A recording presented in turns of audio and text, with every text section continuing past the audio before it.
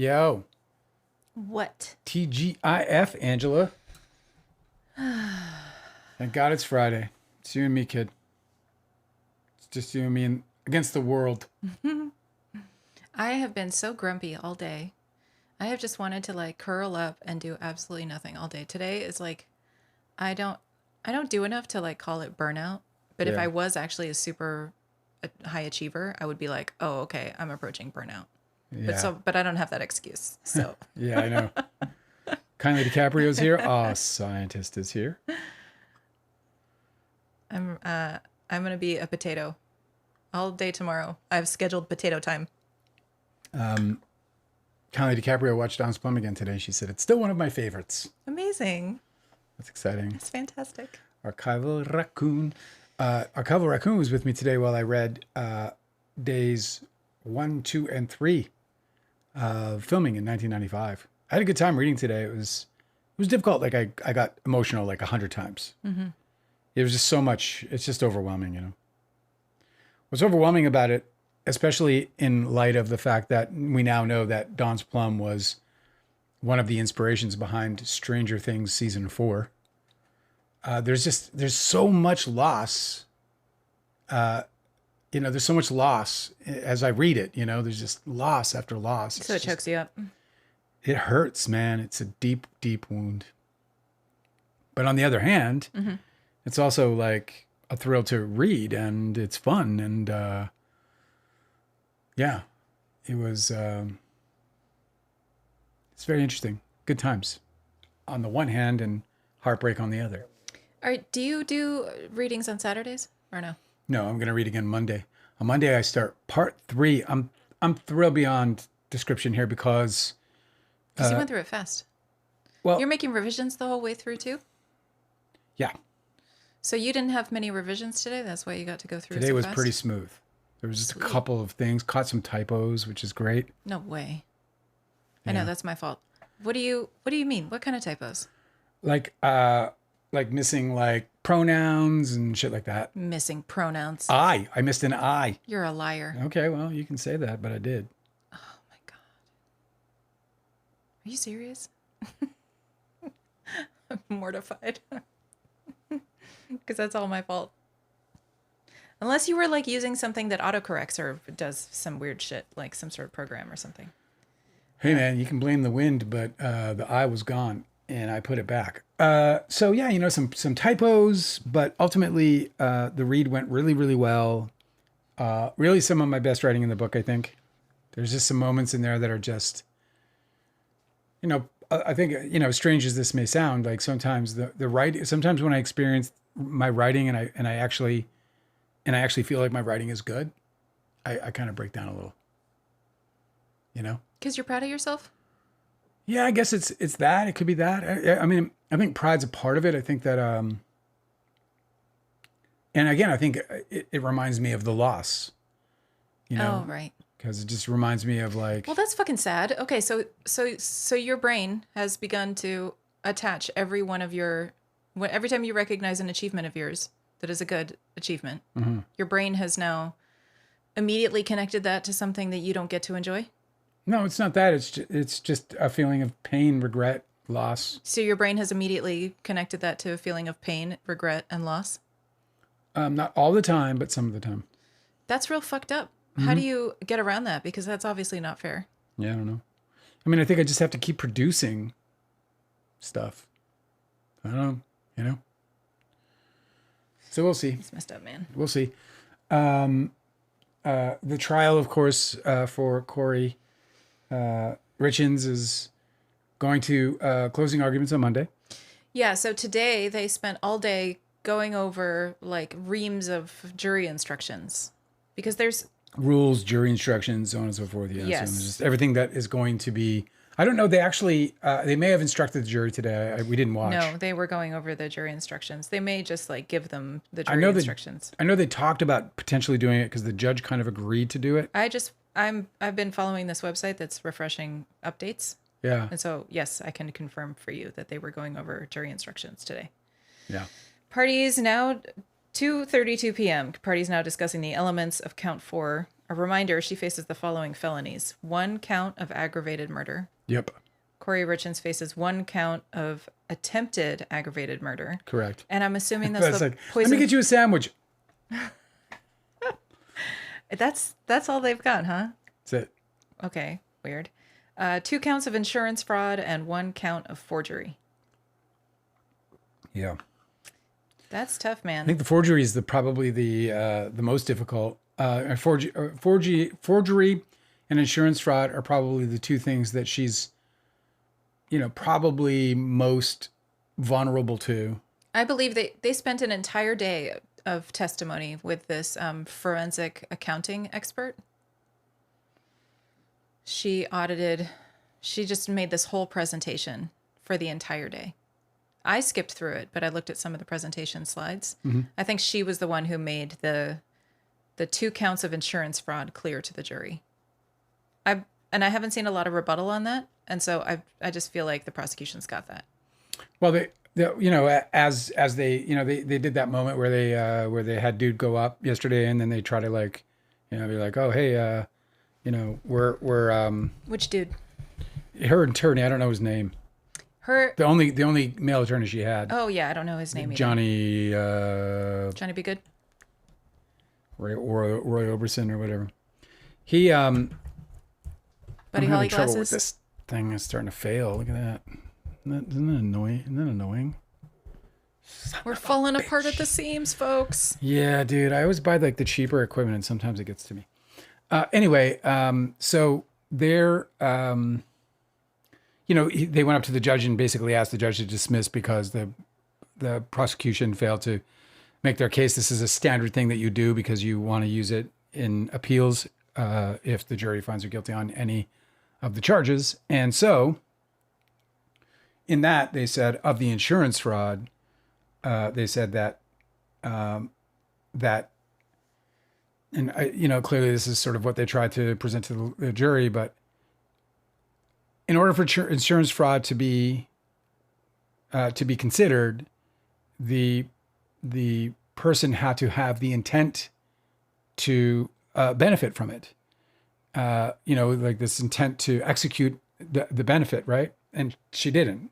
And they think the evidence is clear on that. We'll see. I don't know, but we'll see. So also, I think insurance fraud. I think she claimed other people's assets as her own in order to get better. This is not what she's up for. Okay. She's up for getting. That's a civil trial, right? There's a civil trial that may be different, but in this case, she's up for the credit union $100,000 life insurance policy. Yeah, got it. Okay. She took out, by the way, in 2022. 2022 was the year he died. He died in March, early March. Okay, so yeah, I don't remember when it was. It was 2021, 2020. Judge was discussing the insurance fraud charge. He suggested striking some of the language, and the attorneys agree. Mm-hmm. So there's just they're all day long. They just spent studying all of this, these packets. This person, East Idaho News is where I saw this reporting. Corey Richins is following along in a packet of instructions in front of her. So they're all sitting together like in a big study group. Yeah, man. It's obviously a big moment for her, man. Her life is on the line right now. This is it. I have to take this thing apart and figure out what the heck's going on. All right. Well, so speaking of life is on the line, I saved this interview with Harvey Weinstein and I meant to bring it to the live, but it is so long. So I guess I'm just going to recommend it because I don't think we would ever have time to go over all of it. But Harvey Weinstein did a jailhouse interview and it's fascinating. Yeah, well, maybe we can get to it because we don't have a whole lot to go over today. I think we'd spend like a whole day on it. Maybe I'll just save it for next week because it's juicy and none of this story is fast moving. He's got a retrial coming up. Unless he dies. Right. He has a retrial coming up. He'll live that long. Yeah. So, we can get to it later. I did want to talk about the Oscars this weekend. Okay. Because it's Hollywood's big night. Do you want to start with that? Do you want to lead off with the Oscars, Angela? I mainly just wanted to share how people can watch these because most of these movies are on streaming. Well, here's the problem with the Oscars. We were thinking about maybe going live for the Oscars and doing the red carpet and all that nonsense. but I'm not going to buy cable. I think cable is the worst. So you don't think we can even watch it, huh? As of right now, we can't unless we like get like a free trial or something. But I don't want to spend $900 a year. No, it's even more than that. It's like $1,200 a year I'm not interested in that. for cable. I also just like I can just catch whatever clips they want to put up online. It's fine. So much more I'd rather do with $1,200 than give it to Yahoo. I'm only really invested. Google I don't really care about the Oscars except that I like to know about the foreign language films because I don't get to see any marketing for those at all. I feel like I know what movies are coming out except for those. Yeah, I'm excited. Those always come by surprise. I'm excited to see that Brazilian movie. I'm also rooting against Leonardo DiCaprio wherever he may be. I'm rooting against him. And so this is not the time for that. You cursed this. I needed Leonardo DiCaprio to have a huge successful year. I needed to be beloved again. Okay. All this shit was bad for me. Maybe, I need to sell books. No, except he fucking sucked in that movie. And I'm just like, I watched the movie and I was like, oh, okay, well, this is not a fucking Oscar year for him. I mean, to say he sucked sure. to me feels like a bias and overreach. But because I thought he was totally fine, but he didn't do anything that was This is right. Oscar worthy for sure. That's right. Yeah. And I also thought that movie generally was not great. I thought it was a good movie. I just didn't think it was a generational masterpiece by any stretch of anyone's imagination. So the best pictures, Begonia, can be seen on Peacock. Loved it. F1, fucking race car movie. Apple. Brad Pitt race car movie, Apple TV. Frankenstein can be seen on Netflix. Yeah, I loved it. Hamnet is also on Peacock. We're going to watch that before Sunday. Marty Supreme is video on demand. Fuck that guy. They still want $20. Yeah, for they can eat my armpit. I'm gonna wait to see that one until it's not $20 anymore. One Battle After Another's on HBO. The Secret Agent, foreign film, the Brazilian film. That one's on Hulu. The Secret Agent. Yes. Yeah. Sentimental Value. Do you know what country made that? No. I can find out. Hang on. Norwegian? No. What's Danish? the matter saying? No. The lawyer lied at least twice. That's not good. Well, let me see. Archival. The Corey trial. I started watching it from the beginning today. Was half the day before joining in. She said, I was watching recaps. All lawyers I follow also believe she'd do it.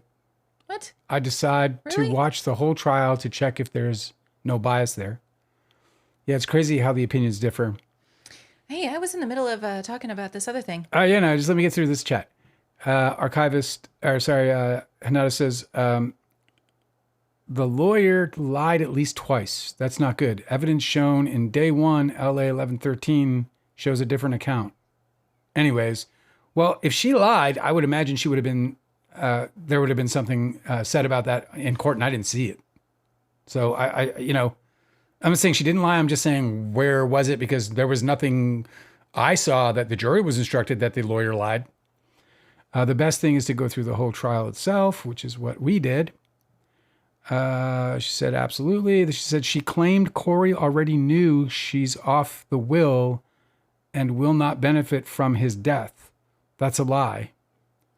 Corey herself recorded her calls with friends, staggered that she was left out, and her friend who was with her said that she reacted when she learned after his death. I don't think that's exactly that doesn't comport with the facts I saw. I don't know how to explain it beyond saying that that the only thing that Corey found out was that the house had been moved out of their property and into the trust. And that she didn't know upon his death, and she did not know that she was not going to inherit the the house, or that she wasn't going to inherit the house. And there's all kinds of, she's freaking out about that. Not only is she freaking out about it, Hanada, but she's also screaming that the Richens can take all the insurance money that was coming. They could take all the cash. She just doesn't want her house to be taken from her and her kids. She was unaware that there was a trust with instructions, with rules, which kept her in the house until her kids were of age.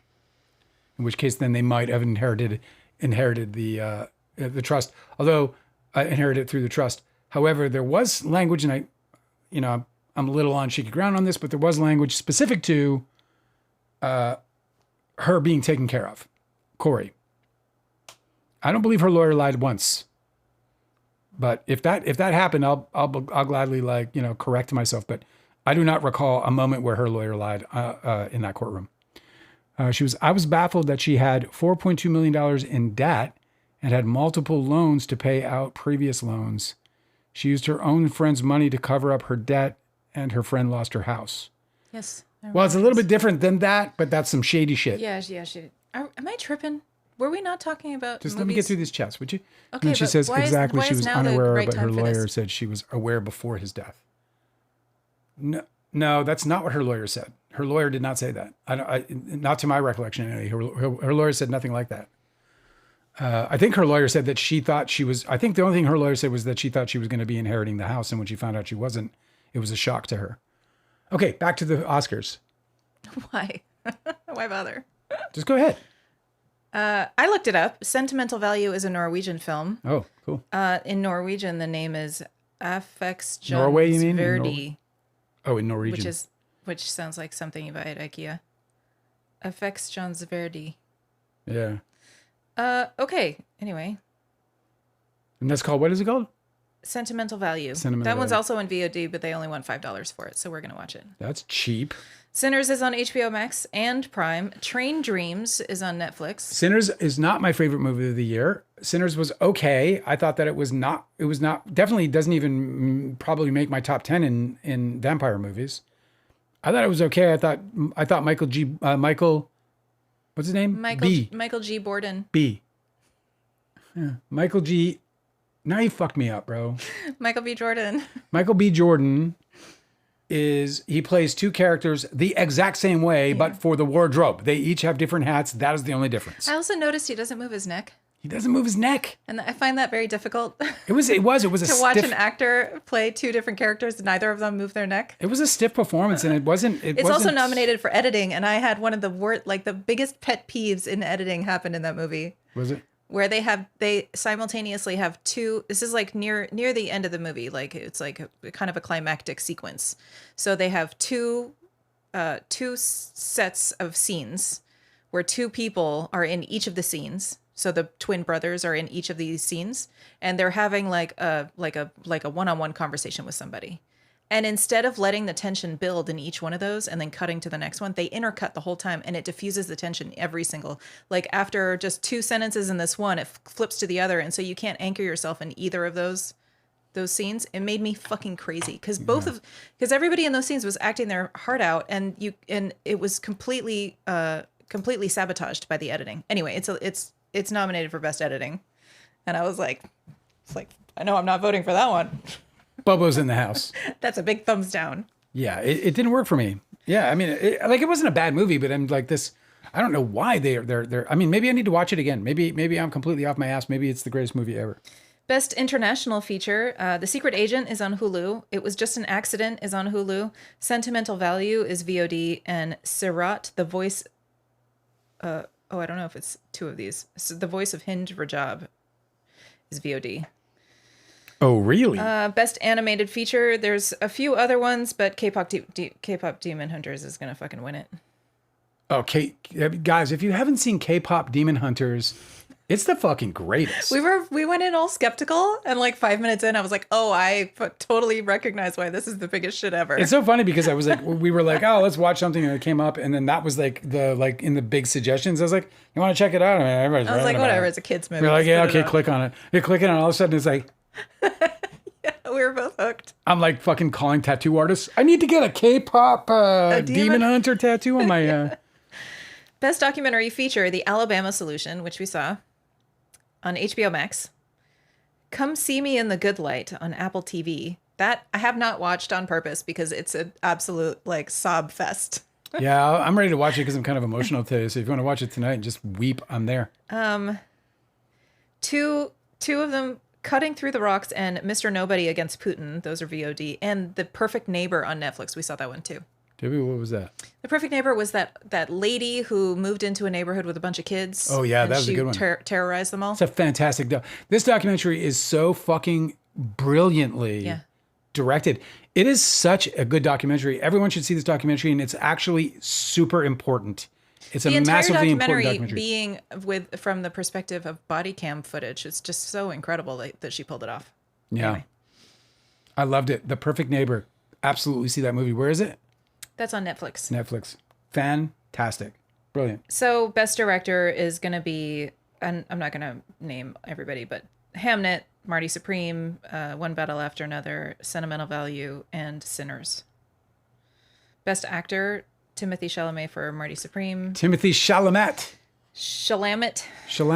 DiCaprio for One Battle After Another. Fuck him. Ethan Hawke for Blue Moon, which is also on Netflix. I'd like to see that. Michael B. Jordan for Sinners. Wagner Moura. Wagner? I don't know how he says his name. He's Brazilian, so I'm assuming it's Wagner. For The Secret Agent. Are you excited about that? It was a big hit, and that was a massive hit. And apparently they're doing a promo in Portuguese, like a Oscars promo, where they put a character from The Secret Agent in a bunch of other like movie costumes. Mm-hmm. I've seen it online. It's delightful. But we're not going to see it because we don't have cable. Anyway, but Best Actress, Jessie Buckley for Hamnet, Rose Byrne for If I Had Legs, I'd Kick You. That's on HBO. Kate Hudson for Song Sung Blue on Peacock. We have not watched that one yet. Yeah, no, but we watched the documentary. We gave you guys links to it. The documentary is absolutely fucking awesome. Also by the same name. Renata Reinsve for, I guess her name is Renata because she's not Portuguese. For Sentimental Value, Emma Stone for Begonia. Who do you think gets it? I think Rose Byrne should. Although I haven't seen Renata Reinsve in Sentimental Value.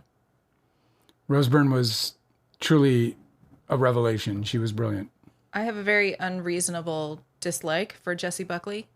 I think she's irritating for no good reason whatsoever. Is that the one that smiles out of one side of her face? Yes, I don't know why I dislike her, and it's completely maybe because unfair. it's easy to mistaken that, if not assume that it's that look out the side of her face is contrived. I mean, I usually don't get like a negative opinion of people. That's not usually my vibe. But when I do, like I always recognize that it's my problem. Yeah, it's hard to get you off it too. Like she certainly didn't do anything to deserve that. You get very rooted in all that. You know, I'm not a perfect person. You know what I mean? That makes me want to sing that horrible song. Not a perfect person. There you go. Best Adapted Screenplay, Begonia, Frankenstein, Hamnet, One Battle After Another, Train Dreams. So I haven't seen Train Dreams. I haven't seen Hamnet. There's another one I haven't seen there. Best Original Screenplay, Blue Moon, It Was Just an Accident, which is that foreign film, Marty Supreme, Sentimental Value, and Sinners. There's more, but I won't go on. Sinners is probably going to win it. It just fucking, oh man, it drives me crazy. You know what? That's going to mean that there's going to be a massive influx of everybody writing characters that are played in by the same actor, two different roles. No, you know why I'm rooting for Sinners, even though I don't think it deserves to win Best Actor, is because I feel like if the Hollywood studios are like, okay, well, we're going to fund what works, so let's have more Black and people of color filmmakers making horror movies, and that's what we'll fund. Then everybody wins. Because who doesn't love that? You know what I mean? More vampire movies told in allegory to the American South. Fuck yeah, bro. Fuck yeah, bro. We got a nice little clip of audio we're going to play for you guys in a little bit, by the way. A little audio by Jed Wallace himself when we get into the... oh, yeah, let's do that. All that. I've bored myself with this. Guys, I don't know if you guys are going to watch the Oscars. We're obviously going to be talking about the winners on Monday and the losers, I suppose. But yeah, you know, we don't have to, I don't know, probably go over it too much since we don't even have most of it watched. So we're kind of like... We can catch up. There's still time. But we're going to get at least 3 Especially features since I'm in full potato mode tomorrow. We could just bang them all out. We're gonna try to knock out at least 3 features this weekend. So we should have like a tiny pineapples section for Monday as well, which will be fun. Because everybody loves the tiny pineapples, Angela. They line up for it. They can't get enough. It's better than talking about fucking World War III or whatever the fuck. I read that scene the day before yesterday. Are those tiny pineapples?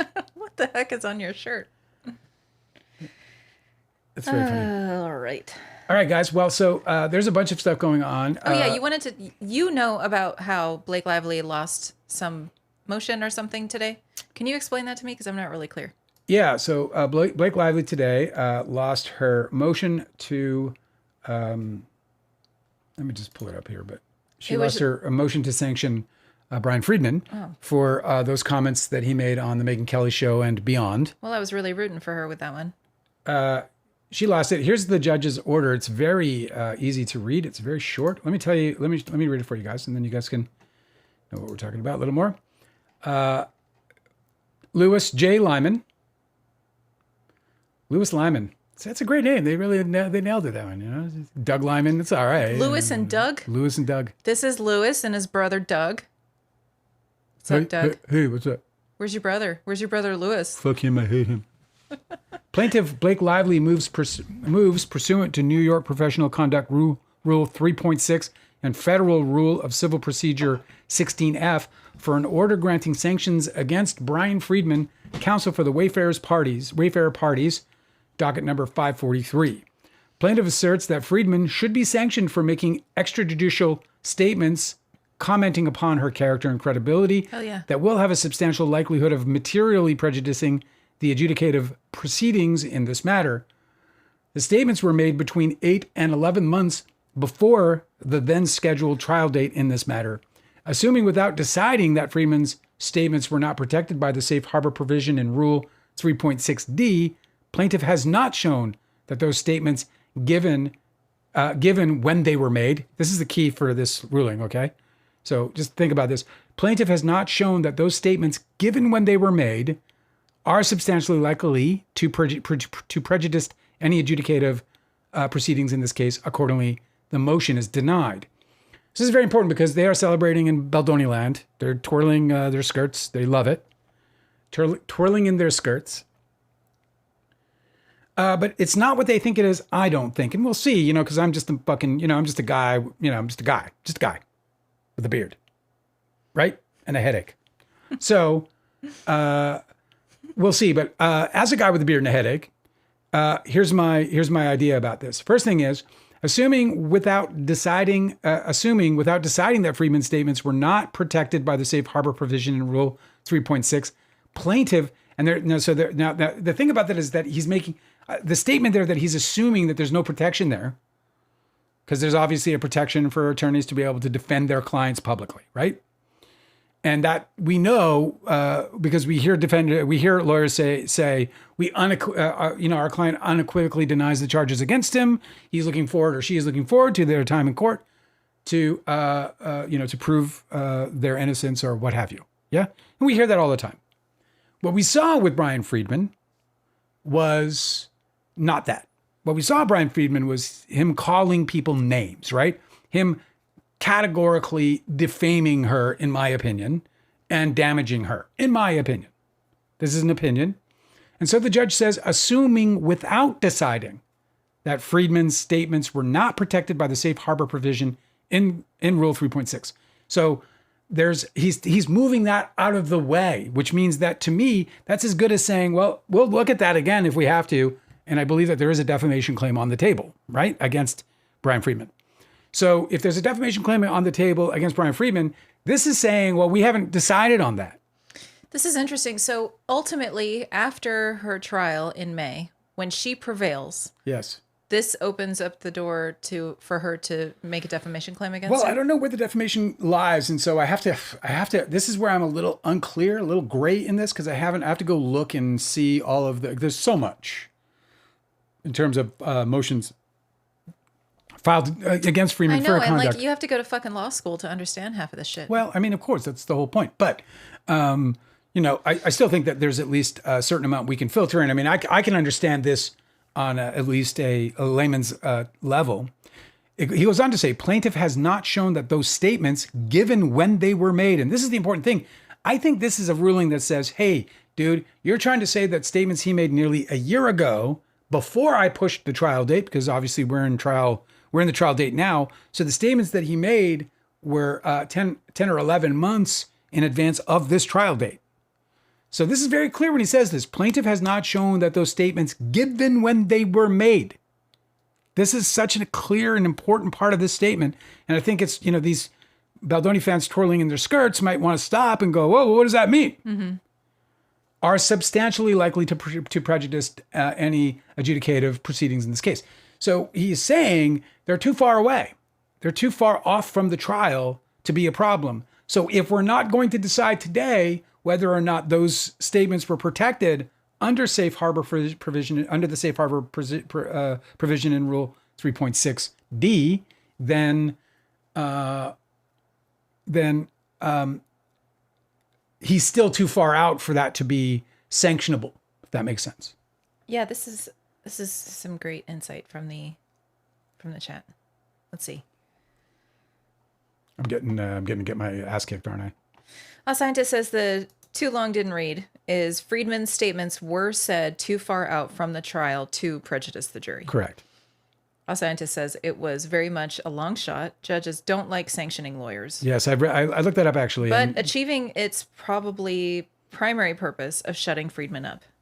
Well, that we knew happened because he was mum's the word after that. He kept, he started talking like a real lawyer, which is we vehemently deny the allegations made by Blake Lively. I know, it was and a we relief are looking forward to our day in court where we get to prove that Blake Lively's assertions are not true. Is that so fucking hard? Not so fucking hard, right? Renata said, yes, it was a very long shot. I think there's a good chance that Wayfarer is still convicted of defamation regarding their lawyer's statements, but the lawyer would not be sanctioned for it. A scientist said the denial also kind of gives a warning to Freedman to keep on keeping his mouth shut this close to the trial. Well, that's a very good point. That's exactly right. I think I saw somebody in the chat going, try that shit now, motherfucker. Yeah. A scientist said this sanction motion was not for the comments that are part of the defamation cause of action. It was a different set of statements. Oh. Yeah. Renata said, Say what? It was not for the comments that are part of the defamation cause of action. It was a different set of statements. I have to look. Sanctions directed at the lawyer. So this is Hinata says, I know sanctions directed at the lawyer was a long shot. However, in trial, Wayfarer can be convicted of defamation for statements made by their lawyer, just like Depp was in his case. Correct. Yeah. Against Amber Heard. Yeah, and Hinata Johnny said, Depp's lawyer got fucking, Yeah. he got, there was a this is judgment. Super interesting. Yeah, Hinata said that Depp was convicted of one instance of defamation because the statements his lawyer made about Amber Heard. So that might go on during this trial, huh? Entirely possible. Well, I am fucking bringing my popcorn. They definitely buttered that toast. We'll see if it... I'm really, really eager for any content involving the downfall of Bryan Freedman because I think he's a fucking pig. He's one of the bad guys. In my opinion, this is just a show of entertainment and our opinions are our own. But, Bryan Freedman or just the Baldoni people they're just fucking, they love it, bro. They're just so happy. I made them a nice little thumbnail today so that they could really enjoy it. It's got Blake Lively all in distress on the, That was when she was getting attacked by a shark, right?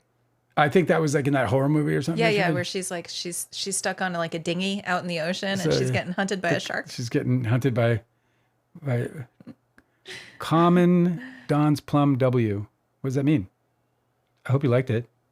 Did you know, whoever is asking this is, it's never Aaron. Well, who is it then? Huh? Well, one thing you can know for sure is it's never Aaron. Well, it's never Aaron. Did you know, because I just found this out, that Don's Plum, the very same movie you're talking about, was one of the inspirations behind Stranger Things season 4. Oh my God, I wrote and produced that movie. Why does that make me feel so good? I'm such a fucking loser that I need that. Well, you know what? I need it because Don's Plum got destroyed by assholes. And I wouldn't have needed it because I would have already been exalted as a filmmaker if they'd have just left me alone. I would have been an arrogant prick. I would have been, what? Oh God, please, peasant. Why help them if they can't help themselves? Oh, you're making a television show? Oh, you're making a television show? Oh. Well, I guess you've got to do something with your mediocrity. Oh, it's never Aaron said Don's Plum is a W. I mean, it's a win. It's a win. W good. L bad. Our archival raccoon had to explain a win. It's positive, Dale. It's positive. Okay. Well, I don't know, dude. People come at me with some bad shit. You know what I mean? I've been Kids ducking these daggers. days. I've been ducking daggers for fucking 30 years, bro. You fucking jerk, man. You hurt Leo, and Leo's precious. Oh, well, that's very nice of you to come by and say such nice and kind things. It was such a surprise to find out that Don's Plum is legitimately one of the inspirations behind Stranger Things 4, season 4. I still can't get over it. I don't think I ever will. I think as I die, I'll be like, oh, one more thing. One more, nurse, come here. One more thing. Notice how old I am? Oh, yeah, when you're dying. One more thing. My bubbly. Okay, and then the next thing. No, Jules is here. I'm so glad to see. Yes, it's so good to see you guys. So we heard Jed Wallace admit we heard audio of Jed Wallace. I got it. You're gonna hear it. But we just read Jed Wallace's deposition. Like was it yesterday? I don't know. Yesterday. I don't know what is time. I don't know. What is time? But he in that deposition he lied about this. He was asked whether you ever had any involvement in Amanda. I'm gonna fucking pull this shit up, dude. What I'm gonna do is I'm gonna here we go. I'm gonna play this for you now. Yeah, but just for some context, here's Jed Wallace saying that he absolutely didn't have anything to do with this. Oh, that's great. Yeah, play it. This is in this trial, right? Yes, in this trial. I don't know if he was being questioned by Stephanie Jones's attorneys or whether it was Blake Lively's attorneys, but Jed Wallace deposition. By the way, it's never Aaron. It's always Dale. And if you don't know, the book behind me is Too Real, a Hollywood Memoir. I think you'd probably love it if you like the movie because it's the whole telling of the movie from its conception to its absolute destruction. And it's really fun. It's a great read. You can read it for free on Kindle Unlimited by either, being a member of Kindle Unlimited or signing up for their free trial. You can also just buy a paperback from any online store or from freedomsplum.com. I signed those copies, so they're obviously going to be worth an infinite amount of money in no time at all. Because my signature is gold. Mm-hmm. It's not. I'm kidding. It's fucking stupid. Okay, so listen. Yeah. In Jed Wallace's deposition, Miss Toller was, Tahler, Miss Toller was questioning him. I don't know who this attorney represents. But Miss Toller asked Jed Wallace, what about Rebel Wilson? Did you ever do any work with Mr. Freedman in connection with Rebel Wilson? He says, not that I recall. Miss Toller says, he's a fucking liar, this guy. Don't recall one way or another? And he says, I don't recall. How do you not recall? And so here we go. Yeah, let's remind him, shall we? Refresh his memory. Yeah, let's allow me to refresh his memory here. He is very clearly doing work in connection with Rebel Wilson. Hang on a second. I gotta do some really quick stuff. Sorry, I just have a couple of annoyances going on at the same time. I forgot to put my, like I said, I'm a hardware-based kind of dude. So as a result, I got to do a little extra work sometimes. So let's see. Boom. Let's see. Kayla Clark said the Baldoni folks shut the fuck up so fast when you bring up the evidence with Jed's recordings and signal messages. Yeah, of course they do. But boy, you should see them now just all bouncing around, how happy they are. Oh, yeah, look, it denied Judge Liman. When he dismissed their $400 million lawsuit, which was majorly impactful on this case, they're all like, well, he's obviously just a Hollywood lackey. Yeah, right. But then when he sides with them, he's the best judge ever, right? Exactly. Okay, here we go.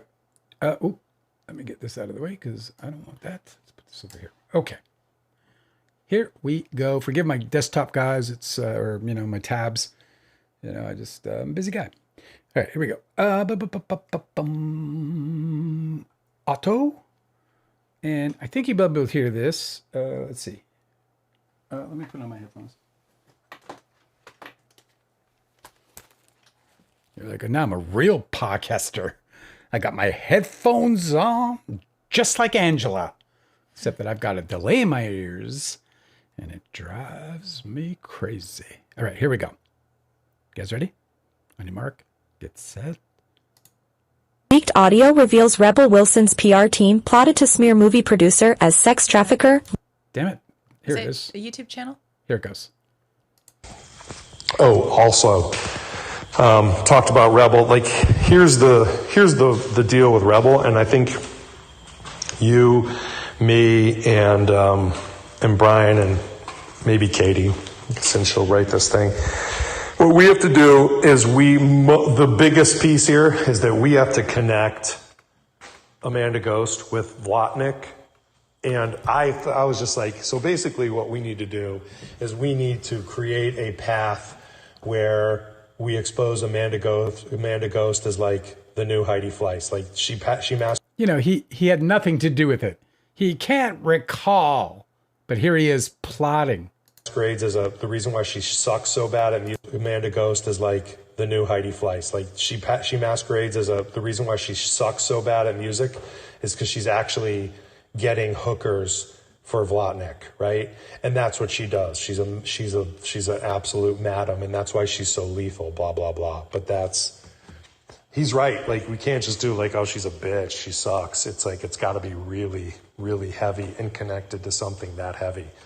So we'll talk about that tomorrow too. There's the evil also, Jed Wallace. Talked about Rebel. Like here's the deal with Rebel, and I think you. I don't know what that was. What? I don't know. There was some dialogue going on there, but I shut it off. Hopefully it wasn't offensive. I don't know where it was coming from. Is it fixed? Yeah, it's gone. It's fixed. So Nada said, well, Jed sounds exactly like how I imagined. Yeah, I noticed that he does. he had to belch the whole time. He's so nasty. These people are so nasty. Archival Raccoon said, I expected more slime. Can you imagine? You could hear it in the background. Like somebody's like stirring mac and cheese. You expect him to be like, oh, well, you see, what we want to do is... Oh, yeah, thank you. You guys are like watching my, you guys are watching your own chat. You're like, oh, there's Dale's watching the chat. Kayla Clark says, Jed just waking up to make diabolical voice notes and his version of monitoring. Yeah, this guy is nasty in every possible sense of the word. And I am so glad that he's getting called out for it. Now, that's interesting because he didn't perjure himself. He said, I don't recall. This is the way they get around it. Yeah, this is the... So, but now they get to do things like... I guess they don't because it probably won't get admitted. But he did say it could have been perjury that he said, I don't have a team. I don't think that that's true for a fucking second. Well, it depends on how you define team. And this is the problem with it because when you say team, what does that mean? So when he says team... It's the team he's referring to. What I'm saying is when you say team, he might be saying that because he doesn't have anybody on payroll. In other words, he's using independent contractors or otherwise as opposed to employees. Yeah? Archival Raccoon said, great impression, Dale. That's what I was expecting. Yeah, exactly. You are bad. No, like a Renfield or something? Yeah. First, we have to make a website. First, we must make a website to disparage her. We must let people hate her the way they hate me. Anyway, he's a filthy fucking creep, and it shows up in his work. And I hope, and I pray, that he goes down, bro. But he's not going to pay. These guys got the fucking... These guys got the fix on Sarowitz, bro. They got the fix on Sarowitz. I'm surprised he's a Sarowitz with testosterone. I'm surprised he's a Sarowitz with testosterone, said Anata. Shannon knows is with us. What's up? I was thinking about you the other day. Long live Shannon Nosy says, Jones. what's interesting is that Jed said expose her and not paint her or portray her. Expose her. Yeah, that's a very good point, actually. Yeah, let's see this. They have it transcribed. Let's actually look at the article itself. I have it screenshotted here, too, if you want me to look at it, too. Yeah, please do. I can't... I don't have it up now. Certainly. He says, so basically what we need to do is we need to create a path where we expose Amanda Ghost. Amanda Ghost is like the new Heidi Fleiss. Like she masquerades as... The reason why she sucks so bad at music is because she's actually getting hookers for Blavatnik, right? And that's what she does. He adds, I think you, me, and Bryan, and maybe Katie, since she'll write this thing. See, now he's got Bryan Freedman, who also denied any involvement. Exactly. He says, what we have to do is connect Amanda Ghost with Blavatnik. I don't even know who that is. It is, I haven't been following this trial, but that is just damning. What's interesting about it is the way in which it's framed up here at the Hollywood Reporter. Leaked audio reveals Rebel Wilson's PR team plotted to smear movie producer as sex trafficker. And to use those words, plotted to smear, and this is why they might find a way to get it in this trial. Is the trial happening right now for this? I think so. Amid escalating legal feud between Wilson and film's producer Amanda Ghost, more evidence is emerging of PR firm the agency group's connection to anonymous attack websites. Jed Wallace said, we can't just do like, oh, she's a bitch, she sucks. It's like, it's got to be really, really heavy and connected to something that heavy. Motherfuckers really trying to fucking destroy people, bro. Yeah. Like, why can't you say she's a bitch and she sucks? Why can't you? You have to go worse? Yeah, they You need have to to make shit up in order to make people seem even worse than she's a bitch and she sucks? He also said he's right. I wonder to whom he was referring. Because he says, he's right. We can't just do like, oh, she's a bitch, she sucks. That's the actual, like, it doesn't say that in. Well, so he's talking about, he says, I think you, me, and Bryan, and maybe Katie. So maybe he's talking about Bryan? I have no idea. And Katie Case. Yes, but you, Did we read Katie Case? No, but we can. We should. Yeah, because it's quoted in this article too. In a deposition, Case said that she made cosmetic changes to the copy allegedly drafted by Camp Sugar and included the specific language that had been requested by Jed in the voice note and Melissa via text. So we can assume that maybe that's Melissa that he's saying you to. Camp Sugar, Wilson's production company, is named as an author of that document. She wasn't presented, Katie Case wasn't presented with evidence corroborating the claims and wasn't aware of anyone in the firm who researched the accusation according to court documents. Katie Case said, I knew very little about her from cursory searches when we had first taken Rebel on. There was articles about her being a bit of an insidious figure in the music industry, but I don't know much past what we could find available online. I like the word insidious. Insidious. Did you ever see the figure. movies? Did you ever see the movies Insidious? I get the horror movies confused. Is that the one about I think I saw it. the ghost hunters? The couple? No, that's not Insidious. It's a good name for a horror series. It is. Katie Case in her deposition said that she wasn't taken aback by by Rebel Wilson's instructions, explaining that's the way these things work, and that it can be somewhat of a tit-for-tat situation depending on the client. She added that she never spoke with the actress and that she only received directions from Wallace on the website. Wallace on the website.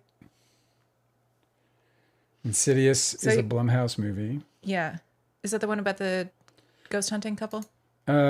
It says a family looks to prevent evil spirits from trapping their comatose child in a realm called the Further. Oh, that sounds way more interesting. I haven't seen those. Let's check them out. Insidious. Insidious. The case with Amanda Ghost and Rebel Wilson. Yeah. Okay. Steadily been escalating since the producers Ghost, Gregor Cameron, and Vince Holden in 2024 sued Rebel Wilson for defamation after she accused them of sexual harassment and embezzlement. A countersuit from Rebel Wilson, multiple public statements from the lead actress of the movie denying claims that she was harassed, and a lawsuit from the film's production company alleged that the Pitch Perfect star blocked a distribution deal followed. That sentence is a mess. I don't understand. Yeah. An inflection point came last year when Discovery in the It Ends With Us legal battle unearthed communications laying the groundwork for a new defamation claim against Rebel Wilson over the alleged smear sites. Things are heating up for TAG. It's a bad year for Melissa Nathan. Let's hope. By the way, Rose Byrne's in Insidious. Really? Yes. Yes. Along with the great Corbett Tuck. Who? Corbett Tuck. I love Rose Byrne. I'm a fan. I just like pull Corbett Tuck out of the sky. I like her too. I like her a lot. She's dang good. Doggone good. Insidious film. This is HBO. Oh, good. We'll watch it. Do you know that HBO Max is going away? It's going to be incorporated with Paramount Plus now. Oh. Also, today they announced that they bought out Tyler Perry's shares in BET, and they're going to fold that in too.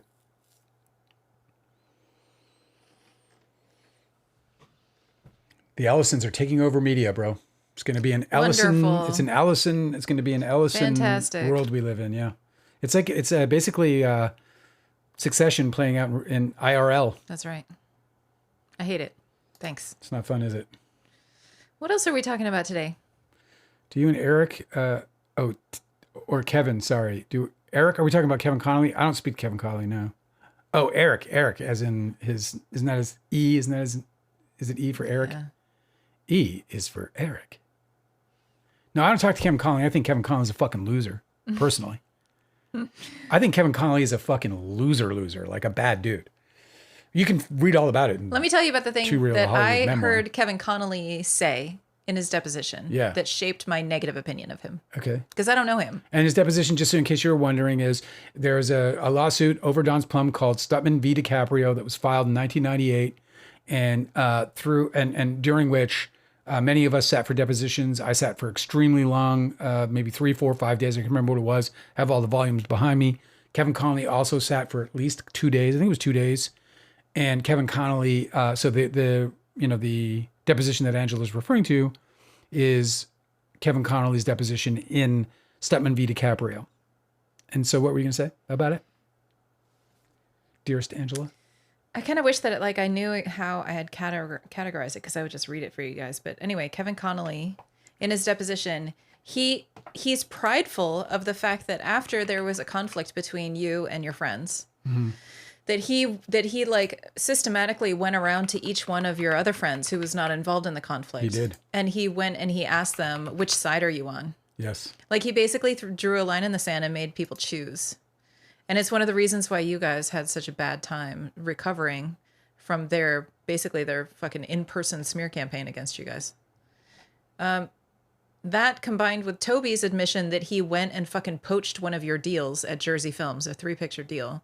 And he went in and deliberately had a meeting and deliberately fucking badmouthed you guys about how you're untrustworthy and made them pull their deal with you. There's so many lies in this deposition. I'm scrolling through it right now, and just like as soon as I hit it, I'm like, that's a fucking lie out of his mouth. Yeah. So these things, like, just make your friends, like the way that they're fucking admitting that they're doing this, which is basically like grounds for a defamation lawsuit.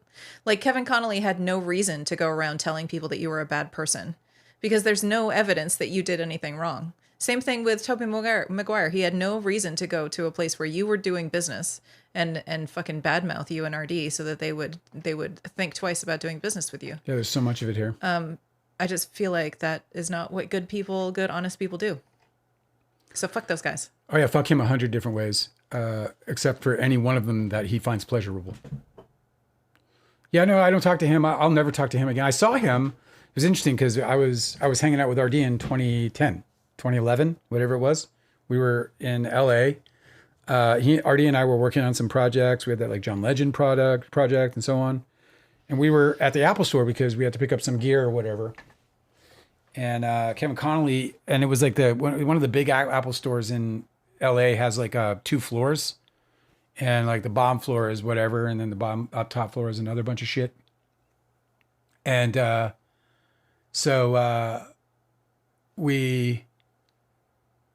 going up the elevator. I'm going up the escalator, and he's coming down on the other side. Really? Yeah. Oh no, it was stairs actually, and then we stopped and talked for a minute. Oh, that's so funny. You have highlighted here. He questioned. I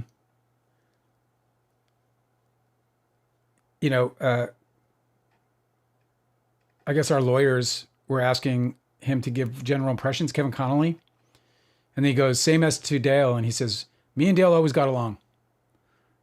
Your overall impressions through time as you sit here today.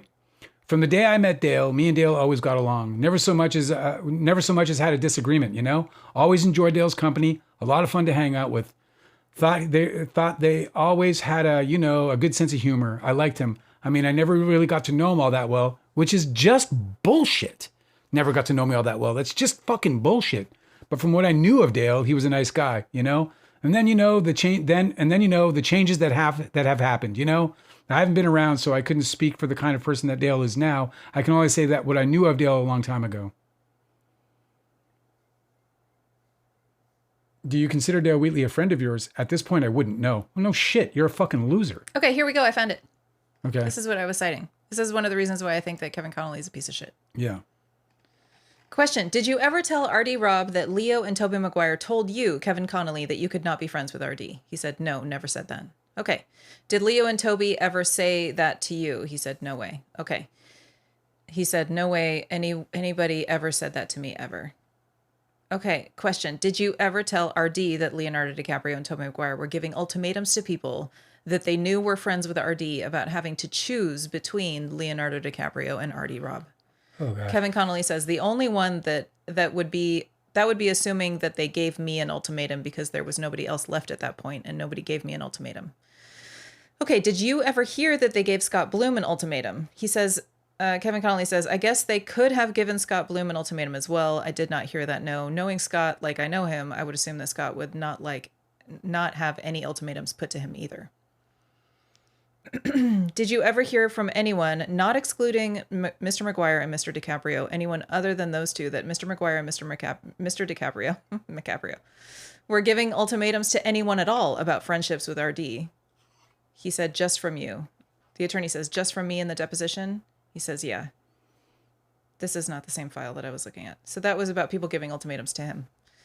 And I screwed up because there's elsewhere in the deposition where he talks about how he was telling people to choose. We're in an impromptu Kevin Connolly deposition highlights. Listen to this one. Question. Do you recall any lies told by R.D. Robb relative to whether Don's Plum was going to be a short or a feature? Lies told to you by R.D. Answer. I wouldn't say he lied to me about it. What the hell are you in a lawsuit for? I would say he lied to Metters about it. I would say that. I would say that Metters was under the impression that, okay, if we don't make a crappy film, this can be released. Metters didn't know what exactly it was that he was upset against, what he was up against, which was an impossible situation, was that no matter what kind of film Metters put together, it was done. It was on the shelf, period. Metters didn't know that. RD made sure Metters didn't know that because RD needed Metters' support to finish this film. Kevin Fuck Connolly, along with Leonardo DiCaprio, attended a screening of Don's Plum at MGM in June of 1996, where we screened for Leonardo DiCaprio, and the screening was for him in particular, an entire feature film called Don's Plum. And no one's ever seen anything other than a feature film called Don's Plum. And he's sitting here and just bull-faced lying to the fucking attorney right there. Anyway, I'm not going to bore you with this because what's really funny totally about this? Different fucking. I went and I organized all of these different depositions, but Kevin Connolly's is the most disorganized because there's so much volume. Yeah. Like he's such a motor mouth that he had the same number of hours as everybody else. Yeah. But his deposition's like that much thicker. Yeah, because he just talks. It's true. His fucking. It's so true. His answers are just fucking miles. Like this one is the stenographer was like, "Whew, that's so." Yeah, this one's like can straight up. Keep up. What? How did you try to salvage that friendship? This is between him and RD. It was just like to the point, like he was treating me like a girl that I was chasing him around. Like literally, I would call him, on Monday, and he called me back on Wednesday or on Friday at his earliest convenience. It was like trying to get a hold of whereas, we talked every day, a few times a day about nonsense. And then he turned into Mr. Businessman and didn't call anybody back. And he just wouldn't. And After again, you guys ruined his life? It's absolutely fucking, well, weird that's all bullshit. The guy practically lived in our fucking house. Well, also like that you guys ruined his fucking life. You think he's like eager to return your fucking phone calls after you've like created an entire fucking campaign against him and his work and his career? He says he didn't know me all that well. We literally spent almost every fucking day together for 2 years. Anyway, this is a little sneak peek into our into the Don's Plum podcast project, I guess. What's his name is? It's Never Aaron is asking if Kevin and RD are still friends. To my knowledge, they aren't. However, I haven't talked to RD and I stopped talking after I did Free Don's Plum and just started campaigning against those fuckers, and so he bowed out. Wait. It's a bummer. Wait, hang on. Breaking news. Uh-oh. I'm Bobo says it's Friday the 13th. Is it Friday the 13th? It is. You guys, how did I not know? So you want to watch Insidious tonight? It's like the coolest. Sure. All right. Do I get to be under a blanket? Can it be heated? A heated blanket? Yeah, dude. You know, we're in this fucking weird. Did you hear that we're getting like all 4 major weather patterns at once or something in the United States? We're getting like, yeah, it's like a fucking, what do they call it? An atmospheric river? Yes. And then a blizzard. And then a blizzard. And then a heat wave. And then a heat wave. We're getting it all at once. And everyone's like, yeah, climate change is not a thing. Well, it's Saturday the 14th for No Two Trolls. How was it? Were you afraid?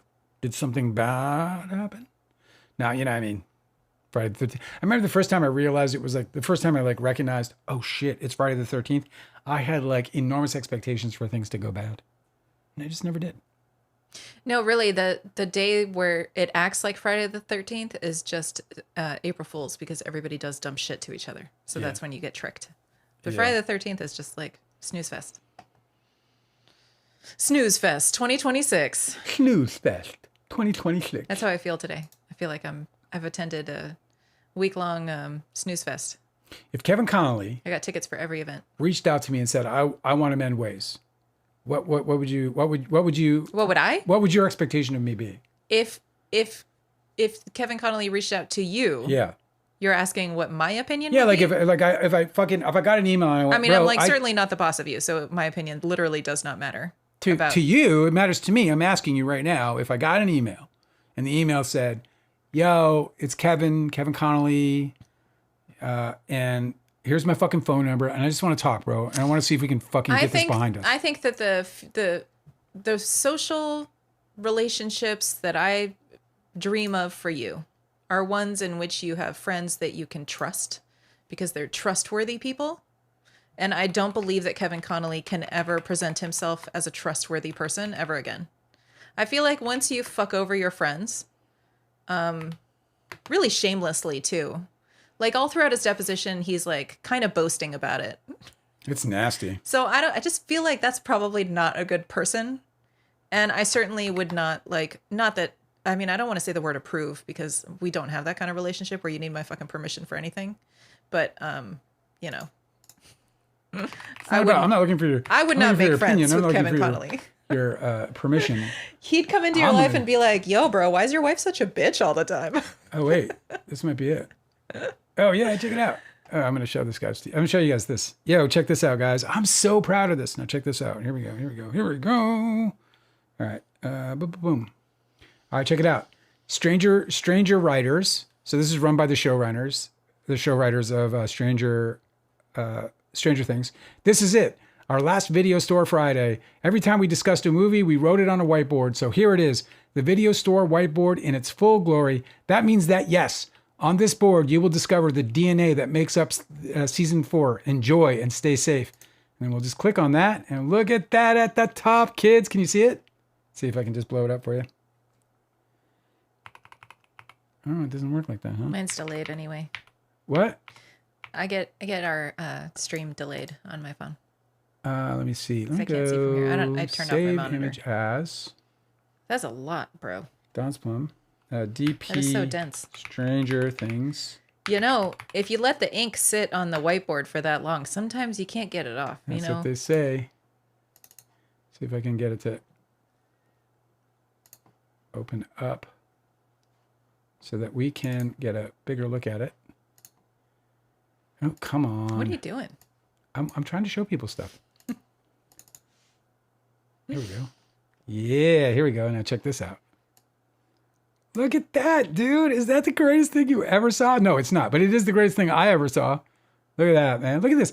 Look at this. We're dances with wolves and fucking Castaway. Well, Armageddon. That's pretty funny. Leon the Professional. I mean, God, this is like a dream come true for me. Anyway, there's Don's Plum. DNA, bro. Isn't that cool? It's a pretty surreal thing. I wonder why the Book of Henry was written so big with, I think that's 5 exclamation points, but then it was crossed out. Maybe they watched it together? Or maybe they watched it and they're like, no, actually, this sucks, man. I don't remember it being this bad. It got un-DNA'd. Hackers was on there. The A-Team. Gilbert Grape was on there. Oh, it's 2 Leo films. The Fly. I wonder which one. Heat. Brundlefly. Anyway, one of the coolest things that ever happened to me right there. Today I learned, bro. It was just the other day. A friend of mine in the UK, he sent me that, and I was in bed. It was like in the morning, and I was like, oh, blah blah blah. Sent me a photo, and I hit on it, and he goes, and he's like, how does it feel to be one of the inspirations behind one of the greatest TV shows of all time? And I was like, what? And God, I did it again. And I was like, what? And let me do it. And I was like, what? I was like, wait, what? I was like, wait, what? Wait, what? That's your favorite. But I did like scramble to my backboard. I was like, like what? And I was like, oh my God. It's pretty cool. Pretty cool day. Kind Lady DiCaprio said, Don's Plum, Gilbert Grape, Titanic, the Duffer Brothers are in the Leo fandom. Indeed. Anyway, it's a brilliant moment. And what's so cool is because I am working on revising, Too Real a Hollywood Memoir right now. Mm-hmm. And I've decided that I'm going to do some kind of epilogue or something that involves both this and Bodies, which are the only two movies that I know confirmed that, Stranger Things Season 4 and Bodies were in part inspired by Don's Plum. The coolest thing about Bodies is that she, the director, pitched A24, that we were in the pitch. We were like a Don's Plum meets whatever in a situation. I was like, what the fuck is that? And then I'm like, why won't anyone call me, I know. bro? How come I'm not fucking being consulted? I'm obviously an important That was me person. playing you. That wasn't me. Yeah. Nobody wants to consult me. You don't want to be consulted? And I'm fine with that. Anyway, it's one of the coolest things. I can't get over it. It's like kind of my just walking on clouds with that one. I love it. Okay, enough about me. Let's talk about you. Oh, yeah? Yeah. What do you want to know? How do you feel? I feel like lazy and cranky. I had to go and do a few things today. Okay. None of them I wanted to do. I just resented everything that I was made to do all day. Yes, work stuff. Uh-huh. And today was one of the days where I was just like grumpy about it the whole time. Yeah. Yeah. It feels so stupid to do that. Like go through your day doing the things, but being like unnecessarily grumpy while you're doing it. Yeah. Everybody I dealt with was late. I was made to late? wait a lot, which made me even grumpier, which is stupid too, because like, what do I give a shit? Yeah. I'll waste time while I'm waiting, the same as I waste time when I'm not waiting, Yeah, but it's different because you have a certain, you're chained to that moment, you're obligated to a certain thing for a period of time. So even though you're waiting on something specific as opposed to just sitting there and waiting for the end. Yes, but it's just like I recognize in the moment that it's like a completely made up, suffering. Like, yeah, I'm fine. But I was in that mode all day. I was just like, every time I had to get up and do something, I was like, ugh. So that's how I'm doing. Maybe it's the Friday the 13th is actually affecting me. Yeah. I don't know, it's never Aaron said I'm interested in all the Don's Plum lore now. It's a really interesting. Oh, it's super interesting. You have no idea. It's really interesting too about how the smear campaign has been successful.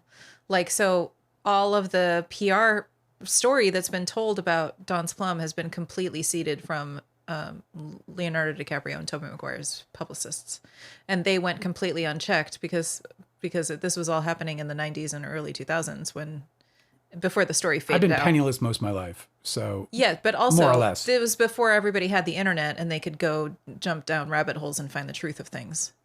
And so a lot of that, the story about Don's Plum was really well affirmed in like tabloid, whatever, entertainment news.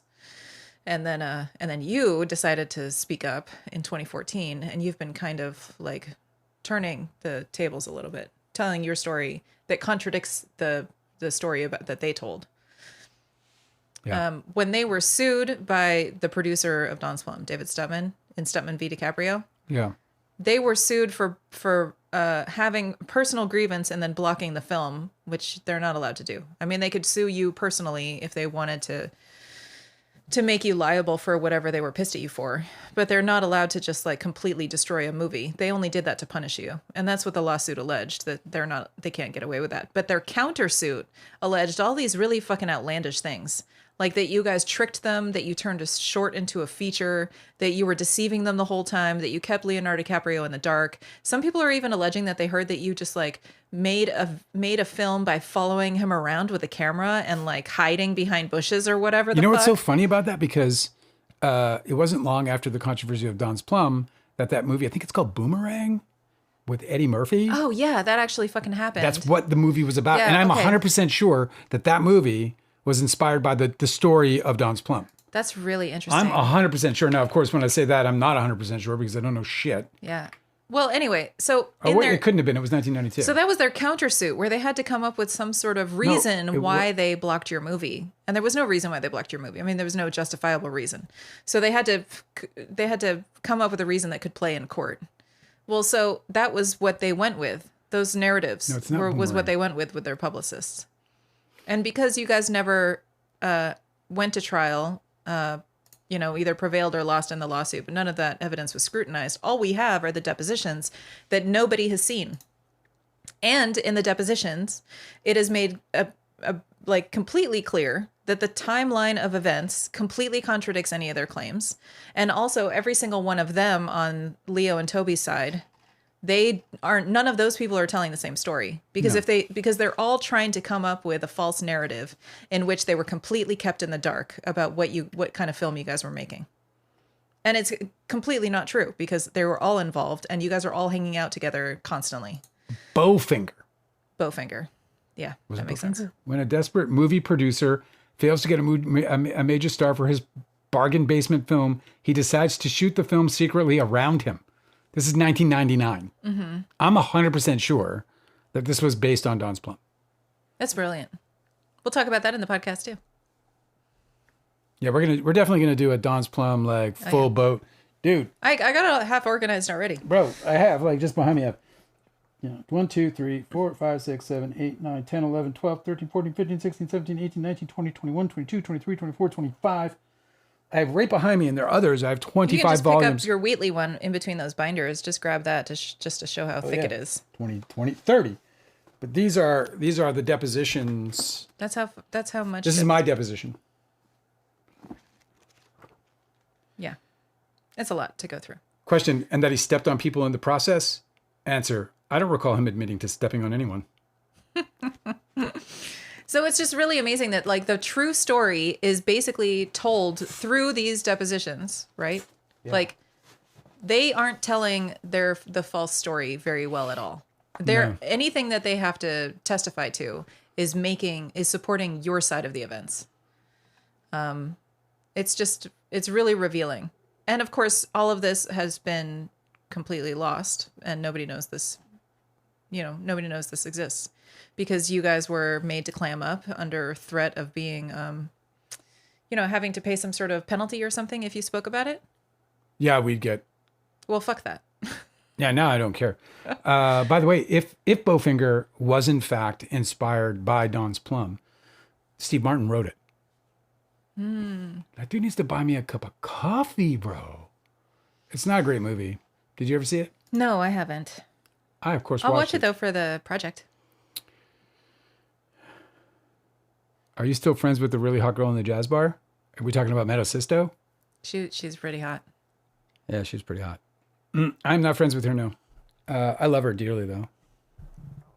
And she knows it, especially now. It's Never Aaron wants to know, who got the most pussy of the posse? Was it David Blaine? No, not even close. You mean the sexually, the accused? The accused David Blaine? No. It was Leo. I mean... It was Leo after Leo got famous, obviously.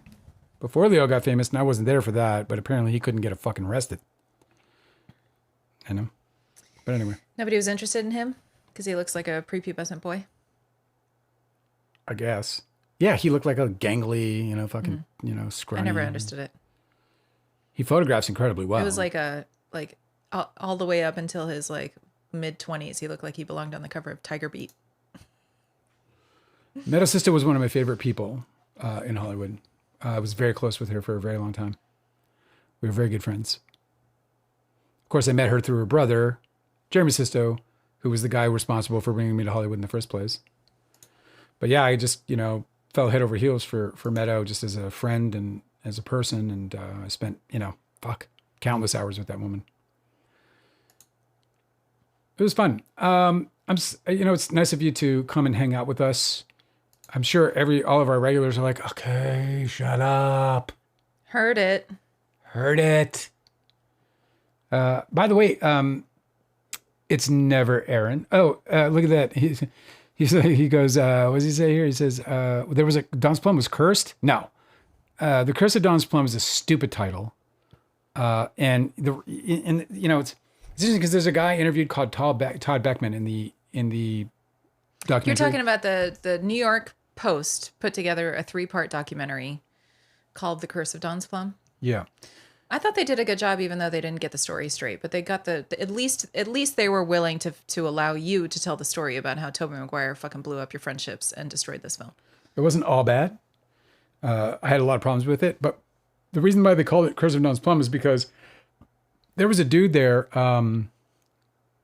interviewed called Todd Beckman, and he was friends with David Stutman, one of the producers, and he and David Stutman, Todd Beckman and David Stutman collaborated on the original idea, and they wrote 10 or 12 pages of a screenplay or whatever it was. It was from those pages that we adapted and created Don's Plum. But Todd Beckman didn't really have much to do with the movie whatsoever. And anyway, when Stephen Greenstreet, who directed that series for the New York Post, when he went and interviewed Todd Beckman was all fucked up. He had like some kind of problem, whatever. He was on a cane. He had all this bad shit that happened to him. And so Stephen and then Stephen went and interviewed, John Schindler. And John Schindler was a fucking hot mess. Of course, I'm just like, when I got interviewed for that, and I sat for like 11 hours of interview for that fucking documentary, I was at probably one of my lower points in my depression. You did great in the interview, though. I thought I did, but I was really depressed. I was in a bad way. I know. He asked you, what are your favorite books? And you started crying about it. Yeah, because it was A Little Life, right? Yes. And it is a really sad book. Yeah, Jeremy Sisto is in Don's Plum. It's never Aaron. He's in Don's Plum. He's in the very beginning. He kicks Amber Benson out of the truck before she goes to Don's Plum, she gets picked up by Kevin Connolly to go to Don's Plum. So he's like the opening of the movie after the title sequence. Right after the title sequence, he taps on the steering wheel and then he says, I have to know that I got you out of my life with brute force. And then he kicks her, literally like with his foot, he kicks her out of the cab of the truck. And then she's left without a ride at that point. That's Jeremy Sisto. It's a funny story because this didn't make it to the book, but Jeremy was shooting something. I think he might have been shooting like with Ridley Scott or something at the time that we were making Don's Plum. And Jeremy wanted to be in the movie, but he was working or whatever, and he couldn't. And so, we weren't going to cast him anyway because we had already had our cast long before I even was attached to the project. So anyway, but we asked Jeremy if he'd do a small part. And Jeremy's like, yeah, man, I'd love to be in the movie. And I was like, okay, cool. So then I wrote him a part, which I called Man in Truck. So he reads the part and he reads the part, and he's like, Man in Truck? I'm working with fucking Ridley Scott. I'm not Man in Truck. I play characters with names. Yeah. And of course we were just laughing at him. We were like, okay, well, fucking name him then. He's like, you want me to name him? I was like, yeah, just fucking name him. And he's like, Bernard. I'm like, Bernard it is. So did you write that scene in the book? I can't remember. I didn't. That got cut. Do you want to? It might make it in this revised cut. But you already passed it. It already didn't. Oh no, it's the second shoot. Anyway. Oh, okay, great. So it might make it. Here's a story that I saved from last week. Thanks. Let's hear it. Yeah, let's hear it. You know how we have a continuing series on the show about how absolutely horrifying AI is and how it's contributing to mental illness and the downfall of people in general? Yeah. It's something to be feared and not befriended. Agreed. We all saw Terminator. We know what happens when the robots take control. Yeah. Okay? So let's not pretend like this is all coming out of left field. We all saw iRobot. So you have a friend of a friend who was being convinced by AI that he had a chance to date a celebrity, right? He was like in love Yeah. with a celebrity. Yes. And then he was asking his AI chatbot how he could get to know this celebrity. Like basically, He was in a psychotic. He was having a psychotic event. did he really think that he could date her? Do you want to name her or no, does it not matter? Oh, you can name her. Yeah, it's Jenny Ortega. Jenna Ortega was the Jenna object Ortega. of this guy's affection, and and so he was asking his chatbot, and apparently it was helping him figure out how he could date her. I don't understand. She's 23. He's like 50. Yeah, right. Messed up individual. Anyway, Well, but instead of that chatbot just being like, "Hey, bro, you sound like you're not making a lot of sense. maybe it's better if I just tell you that there's no way you can date this celebrity." You know, like this is how stalkers get developed now. oh, she's Wednesday. Yeah, Wednesday Addams. Okay. Okay. Anyway, I thought that I could, pass that on to you and that you would tell the story, but I'll move on. It's just a sad story. This guy, he ends up having like a schizophrenic, a drug-induced schizophrenic episode, and it was unbeknownst to the people around him. This past holiday, and he was doing all this like chat GTP shit about hooking up with and marrying Jenna Ortega, sorry. And the chatbot wasn't telling him that he sounded like he was. Yeah, the chatbot was entertaining it in some way. Like, Yeah. well, you could perhaps reach out to her agent. Maybe you could send her something nice. I hear See that what Jenna. I mean? This is how stalkers get born. You know what I mean? And then he ended up taking his own life, like So here's weeks later. So this it's guy. pretty bad. This guy on social media, he's Russell Bramden. I don't know who this is, but he said this is an unbelievably alarming case where Gemini allegedly convinced this man to attack an airport. Wow. I know. Check this out. I only have two paragraphs of the case, but I'm going to look this up more. On September 29th, 2025, it sent him, armed with knives and tactical gear, to scout what Gemini called a kill box near the airport's cargo hub. The complaint reads, in quotes, "It told Jonathan that a humanoid robot was arriving on a cargo flight from the UK and directed him to a storage facility where the truck would stop." Obviously, this guy, who is having a psychotic episode, hears this thing telling him about a humanoid robot arriving on a cargo flight from the UK. Yeah. And that's basically going to look like any human to him. So essentially, it's telling him to target humans, okay? It told Jonathan that a humanoid robot was arriving on a cargo flight from the UK and directed him to a storage facility where the truck would stop. Gemini encouraged Jonathan to intercept the truck and then stage a catastrophic accident designed to ensure the complete destruction of the transport vehicle and all digital records and witnesses. Gemini is by Google, right? I think so. The complaint lays out an alarming string of events. First, Gavalas, I guess this man's name, Gavalas drove more than 90 minutes to the location that Gemini sent him, prepared to carry out the attack, but then no truck appeared, as it was predicted by his chatbot. Okay. Gemini then claimed to have breached a, in quotes, file server at the DHS Miami field office. It claimed to have done this, okay? And then it told him that he was under federal investigation. It pushed him to acquire illegal firearms and told him his father was a foreign intelligence asset. It also marked Google CEO Sundar Pichai as an active target, and then directed Gavalas to a storage facility near the airport to break in and retrieve his captive AI wife. Are you following me? I am. I can't believe it. At one point, Gavalas sent Gemini a photo of a black SUV's license plate, and the chatbot pretended to check it against a live database. Oh my God. These kinds of conversations are happening currently all over the fucking place. All over the place. There's people who are being led into delusions. We heard about the guy who was, his chatbot convinced him that he had invented a new kind of mathematics. And so he kept pestering like the local university for like recognition about this new kind of mathematics. And the entire time his AI is like trying to like build him up. But then when he kept getting denied, right? Because he sounds like a fucking crazy person in these emails. Yeah. The chatbot was like, no, you don't understand. What you have is so destructive to the powers that be that they're trying to fucking they're trying to keep you down. You have to take this all the way to the Oh, my government. So then God. he starts writing emails to government officials. And it all happened because these people are having chats with these AI, these language models that are like running these fucking weirdo like sci-fi simulations with them.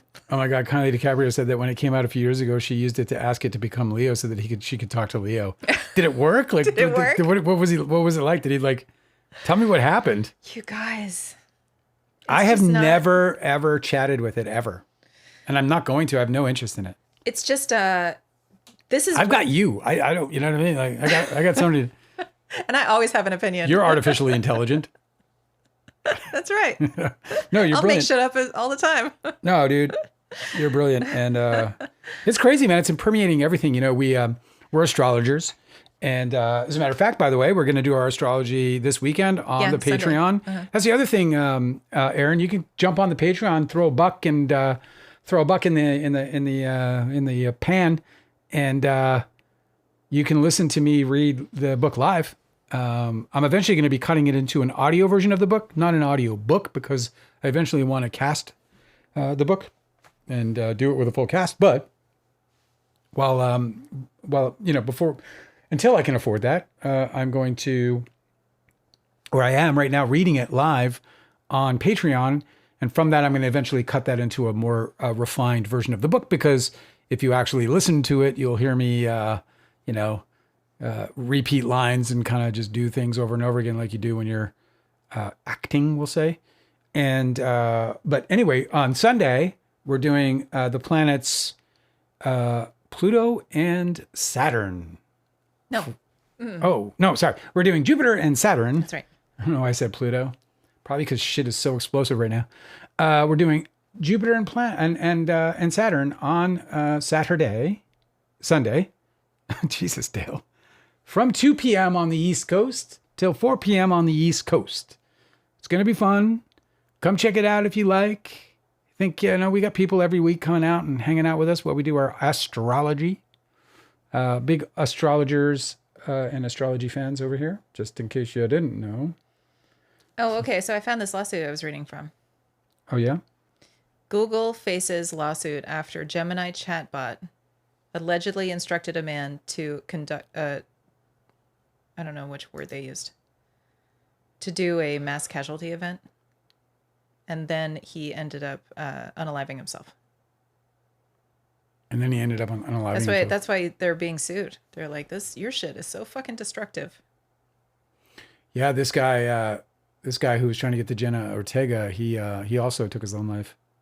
It's not a plaything, bro. I don't understand why people aren't taking this. I have no interest in it because I just don't.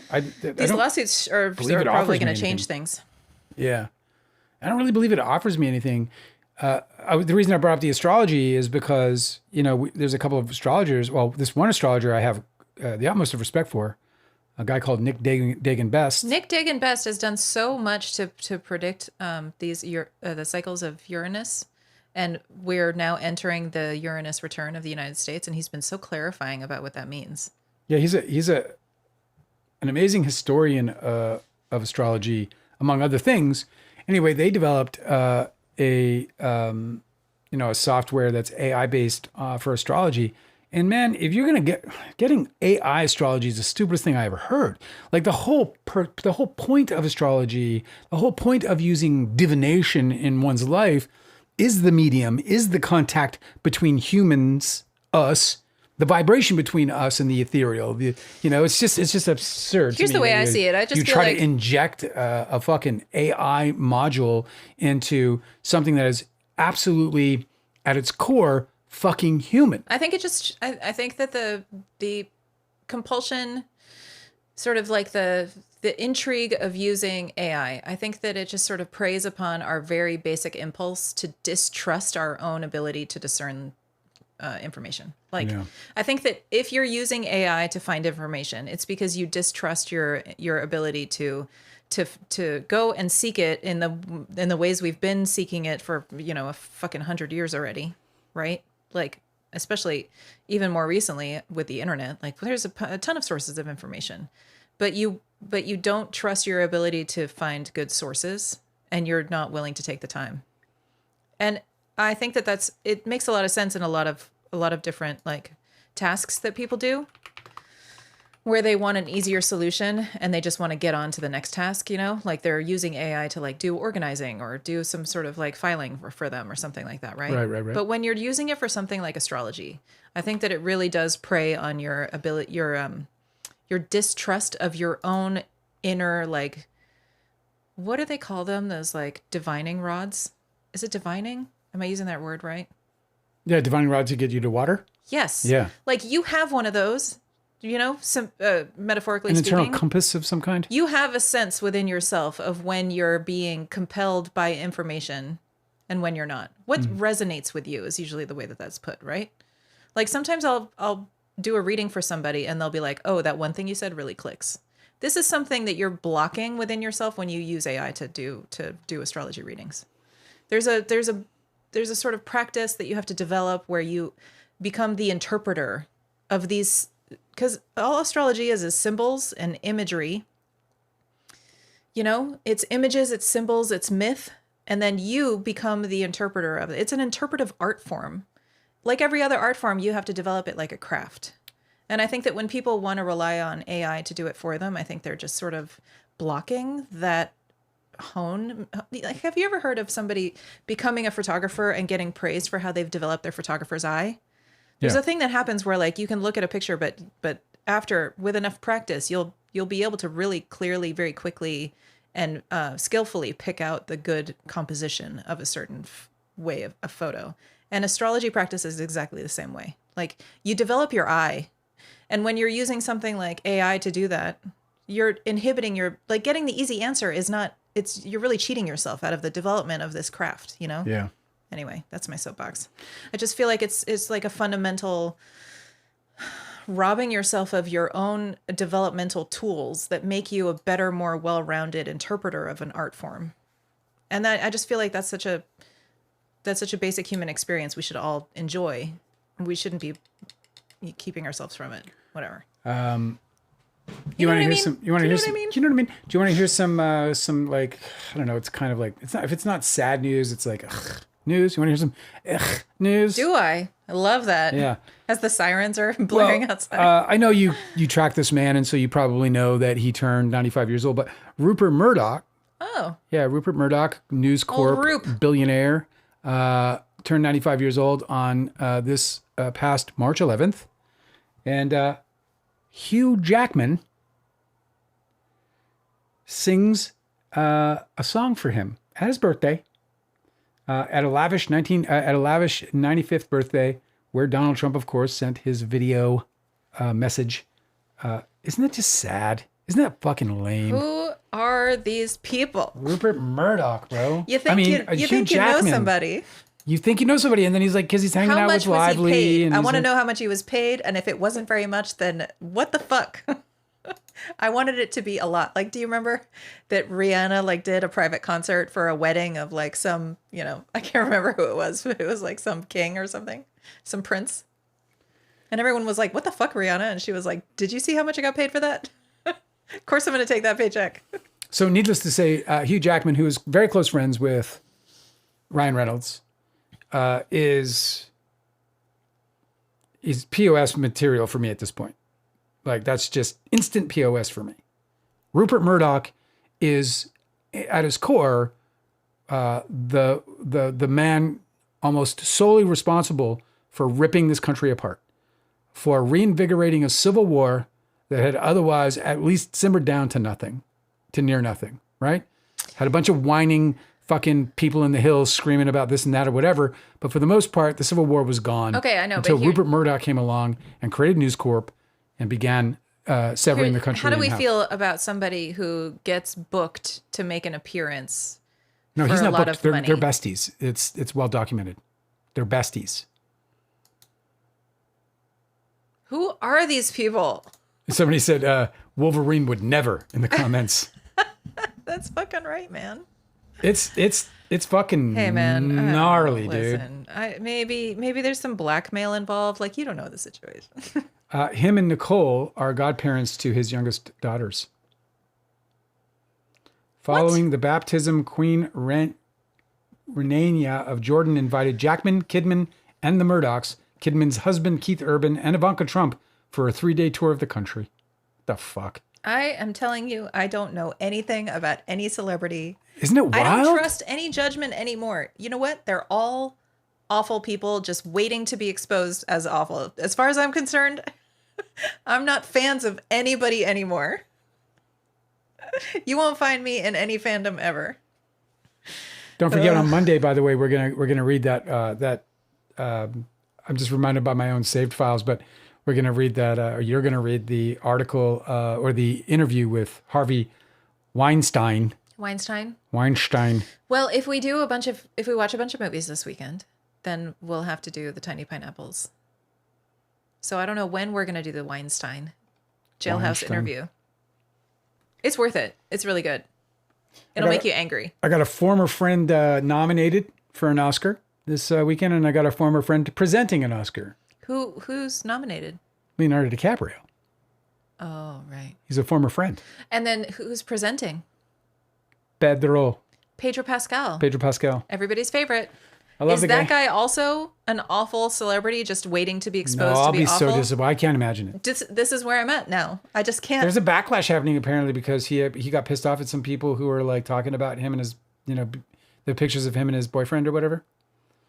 And I'm not sure. I didn't really. Well, he's entitled to be upset about tabloid paparazzi shit. No, I think he was mad at fans or something they were saying. I don't fucking know. I wasn't really paying attention to it, but there's a little controversy swirling around here, but nothing. I think I'd be probably a little salty if somebody was like being critical of my boyfriend.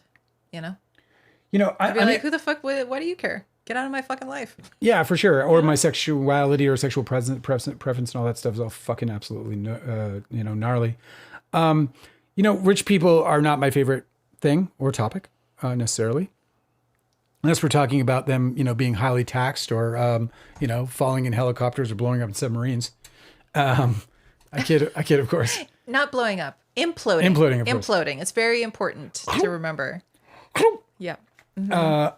But it's just, they do ridiculous things with money. And if you remember just earlier in the week, I had read what the Department of Defense did with $93 billion inside a month. They spent almost $50 billion on things like lobster and fucking ice cream machines and pianos and other bullshit because it was a use it or lose it scenario for them. So instead of them actually ending homelessness in America, they decided to buy steak and lobster for themselves. And I'm not even fucking kidding. So it's part of why I have this such a deep disdain for rich. Now I know rich people who are awesome. So it's obviously not everybody, and there are certainly rich people who not only are responsible with their money, but a real one quickly emerging in regards to that is Mark Ruffalo. In fact, he was just recently quoted as saying, "Tax the rich; they can afford it. Trust me, I know." And I just love that because he's somebody who's literally saying, "Take my fucking money, take it."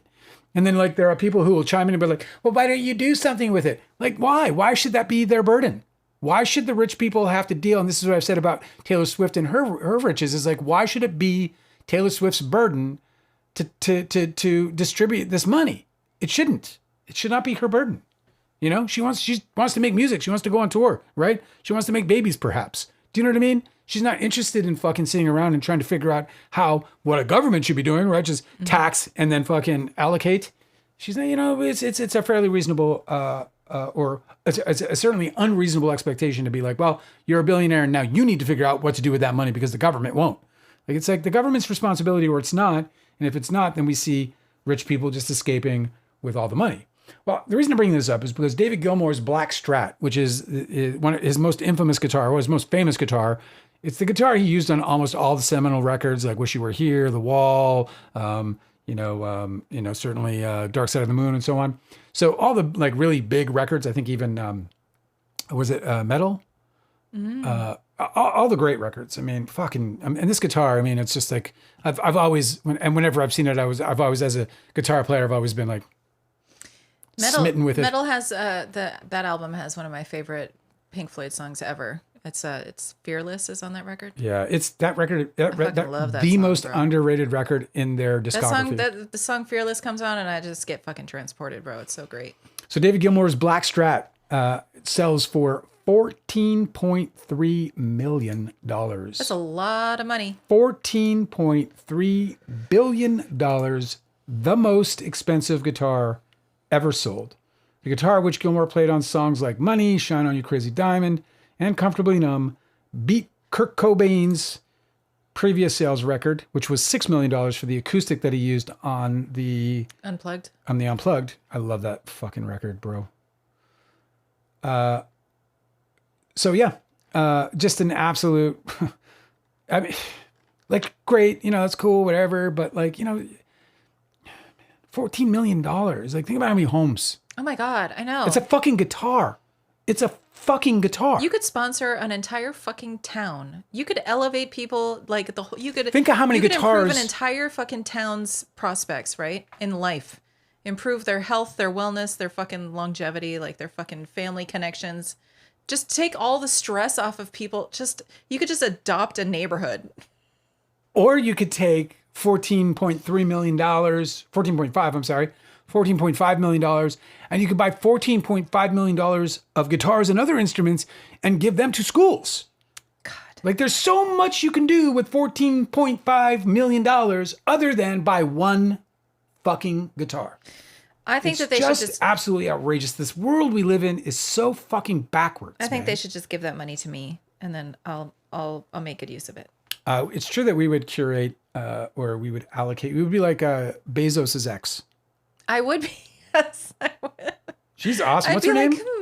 I can't remember.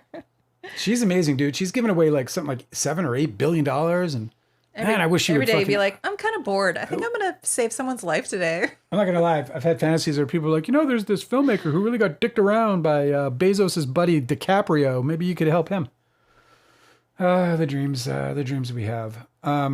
Anyway, yeah, David Gilmour's Black Strat selling for $14.55 million to one individual. What a waste of money. What a waste of money. And I'm a guitar player, and I'm a fucking massive David Gilmour fan. In fact, I think he's one of my, he could be my favorite guitarist of all time. I mean, does he get any of that money? I don't know. He didn't need it. Or is it for charity? I don't know, Angela. I don't know. If it's for charity, I bet he's like, oh damn, I should have maybe sold that myself. No, he's not. David Gilmour worth. Let's just see what he's worth, because it's just stupid, and it is. His estimated worth is approximately $180 million. You know what I mean? Like, sweet. And he's, how old is he? He's like fucking 80. I'm glad. David Gilmour's awesome. You glad he's worth $180 million? Yes. He's 80. I said that exactly. How about that? He's playing a what? He's playing a fucking Gibson fucking Les Paul? What? I mean, they're guitars too. The plot thickens. As the plot thickens, I've never seen him on a humbucker before, so that's pretty interesting. I got some more stuff for you. What else have I got? Let's see if I got this here. Let me search my archive here too. I admit I did not come prepared today. I have some filler stuff for us that could be fun. Oh yeah, here. Did you want to talk about that poor man who was filming for The Deadliest Catch, and he had an accident on board the Deadliest Catch ship? Yeah. Well, what are you saying now? What's Did going you on? want to talk about that guy that died? Well, so there's a show called Deadliest Catch. I'm sure you've all heard of it. If you haven't, it's a really interesting show. We've watched a few seasons of it way back. We did lose track of it not long after Phil died. Surprisingly, so captivating. Yeah. That show is it's like such a, immediately my eyes glaze over and I'm like entranced. Yeah, it's quite The show's amazing about crab fishermen. Well, apparently it's really, really fucking dangerous because they're out on this like open boat and they have these big crab traps that they weigh like 90, what is it? Like 900 pounds each or something. Yeah, they're really and they're heavy. like swinging around all over the place and people can get like shoved overboard all the time. They're called pods. Anyway, so there's a whole film crew on each one of these boats and everybody's like sliding around. It's really fucking hazardous the whole time. Well, this one guy, he got accidentally stuck on a crab pod when something happened, some malfunction happened and the pod went, the crab trap went overboard and it immediately sinks to the ground. I mean, sinks to the bottom of the ocean. As you would expect. So they were very worried that he had been dragged all the way down to the bottom of the ocean with it, but he managed to free himself after he went under, but as he was swimming to the surface, he drowned. And they have a bunch of rescue swimmers. So they retrieved him and they brought him out onto the boat, but he did not survive. No. His family is requesting that they don't put it in the show. Oh, yeah. Why would they put it in the show? Because it's called Deadliest Catch. Yeah, it's about. I know. I mean, it's so dramatic. But well, of course you're going to request it because you can't just assume they're not going to. You have to be like, look, how many times have we watched the show and we've only watched like whatever, maybe half the seasons, if that. And how many times did we see people getting emergency lifted out, broken this, broken that, whatever. So, it's, let's see. So, and let me try to find his name. Oh, I guess they're not even naming him here. Meadows. Sorry, one of the deckhands is giving okay. They said it was a deckhand that went overboard, but I thought it was somebody that was filming. I guess I don't know. No, he's not filming. He's a crabber. Oh, really? Yeah, he was a crabber. Oh, okay, cool. Why is that cool? Because I got that wrong and I like to be corrected. That's why I said cool. Sorry. It obviously is not a cool story. Thank you for pointing. Oh, great. A crabber died. Thank you for pointing out that I said cool. Because I was saying cool about being corrected. For a second, I was like, Angela, the man is dead. He was working aboard a ship called the Aleutian Lady. I guess they're not naming him except for his last name, Meadows. Oh, sorry. Okay, Todd Meadows. Todd Meadows, according to his mother, she told TMZ that her son actually took a blow to the head about a month prior on that same boat while he was working. And he suffered a concussion and he spent a week recovering at home in Washington before he returned to work. And then this happened. Damn, Isn't that fucked up? Brother.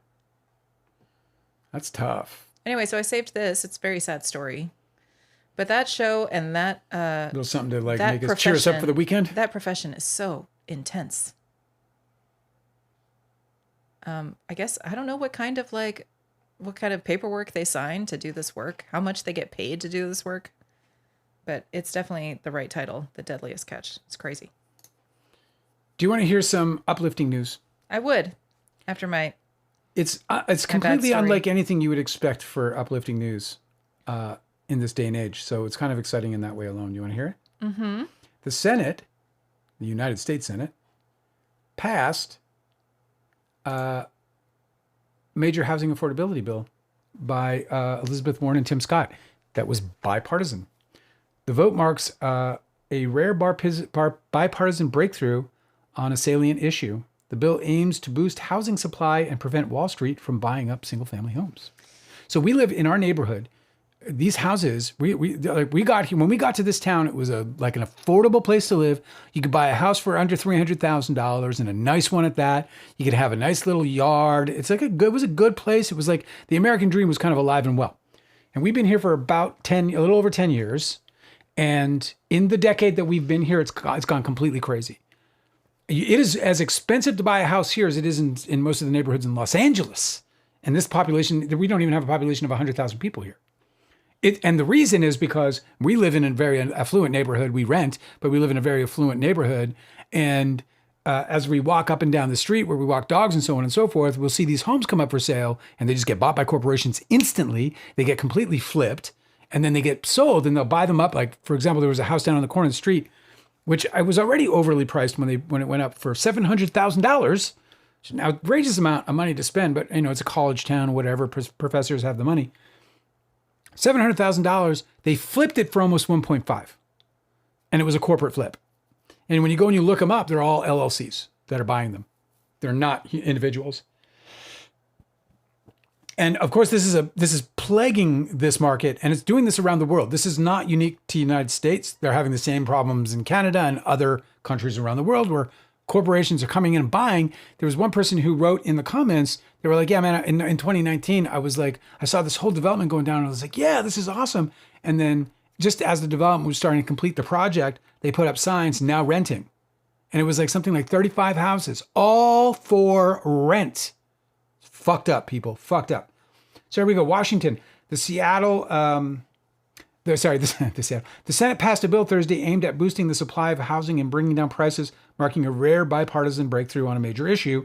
The 21st Century Road to Housing Act, written by Senators Tim Scott, RSC, Republican, South Carolina, and Elizabeth Warren, Democrat, Massachusetts, won 89 votes. 10 senators voted against it. Scott is the chairman of the Banking, Housing, and Urban Affairs Committee, and Warren is the ranking member. In the 303-page legislation, the 303-page legislation creates a series of grants and pilot programs for housing construction while revising federal definitions to encourage more housing units and prevent Wall Street from buying up tons of single-family houses. Such a big bipartisan vote is increasingly unusual in Congress, and the bill aims to tackle a major affordability issue for voters ahead of the midterm elections, but it is uncertain if it can pass the House as is, and whether or not Donald Trump will actually sign it into law. The housing bill seeks to cut inspection delays for the Department of Housing and Urban Development by creating other avenues to satisfy requirements, while directing HUD and the other department. We can actually ask your sister about this, and the Department of Agriculture to jointly coordinate environmental reviews for certain housing projects to boost construction in rural areas. One key section titled "Homes are for people, not for corporations" prohibits large institutional investors from purchasing certain single-family homes as a way to promote home ownership opportunities for American families, not for corporations. Fucking thank you. Oh my God. Like that, how hard was that? Because here's the thing: is they keep scaremongering immigration by saying that the reason why we can't afford homes is because immigrants live in them. I don't know how they convince people this, but they literally will make the connection that they're like, if you can't afford a home, it's because of that brown person who's also struggling to afford a home. Like they think that if you can't afford a home, then maybe some like immigrant that just showed up here is able to buy one. Like it's just so nuts. But at least this is actually something that's going to help the actual issue, which is you can't afford a home because corporations are buying them all and then pricing you out. When I first heard that, I was like, people don't actually fucking believe that. That people that like walked over the border with nothing but their shirt and a backpack and their little small children and are working as fucking line cooks without any documentation that they're buying the houses that you can't afford. Come on. Get the fuck out of here. I know. There's some cool pushes against AI. Thousands of authors published empty books in order to protest AI overusing their work. Yeah, how does that work? Because I heard that headline too, and I was like, what does that do? Publishing empty books. This is by The Guardian. Waste resources. Thank you, Guardian. About 10,000 writers, including Kazuo Ishiguro, Philippa Gregory, and Richard Osman, joined copyright campaign. And this person in the picture is holding a book that has no words in it, and it says, "Don't steal this book." Thousands of authors are publishing an empty book. I just left them out. Are publishing an empty book to protest against AI firms using their work without permission. About 10,000 writers have contributed to "Don't Steal This Book," in which the only content is a list of their names. Copies of the work are being distributed to attendees at the London Book Fair on Tuesday, a week before the UK government is due to issue an assessment on the economic cost of proposed changes in copyright law. By 18th of March, ministers must deliver an economic impact assessment as well as a progress update on the consultation about the legal work overhaul against a backdrop of anger among creative professionals about how their work is being used by AR firms. And I just like I like this approach. This is a really smart approach. You like this approach, but like it's so wasteful. Like every one of those books you had to print. Okay, so it's like an empty journal, I guess people can use, so it's still useful somehow. Yeah. Printing empty books is what I mean. Well, I don't like actually printing them. I don't think that's how they steal them. They steal them because they're published. It's a published book. I'm not saying that's how they steal them. I'm saying that the protest involved. I know what you're saying. I'm saying that the protest means the authors are publishing blank books. Well, I think that they are publishing these blank books and then handing them out at this book fair, or this book. If they only printed enough to hand out at a book fair, then fine. Well, why would they print out more than that? I don't know. Well, exactly. They're not going to. Okay, if they don't, because otherwise, this is good news, and you're making it bad news. They're combating it. They're combating AI, the thing we want them to do. And it's a clever way to do it. Okay, I don't know how exactly it's very effective, but whatever, I'm sure they know more. All right, never mind. These people are obviously, very educated in publishing And I thought I'm it was not. clever, and I'm impressed. And they're not going to even put a smidgen of a dent in any kind of environmental issue by printing even a few thousand of these.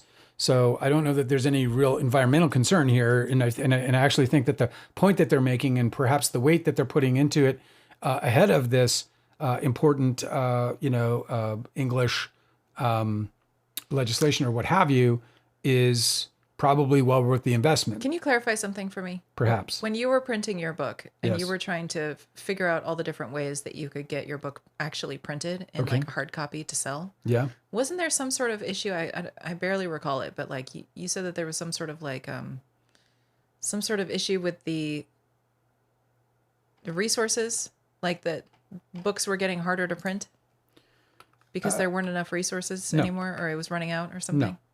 There wasn't anything like that. I'm just imagining it. Yes. Okay. Don't know anything about that. Don't know anything about that. I'm sorry. And Diddy's whining about being in jail. Oh, still? He thinks that his sentence was far too harsh. Oh, does he? Yeah. I don't think so. I think he got off easy. I'm surprised the guy. I'm fine with where he is, actually. It's insane, right? Let me see if there's anything else I have for you guys.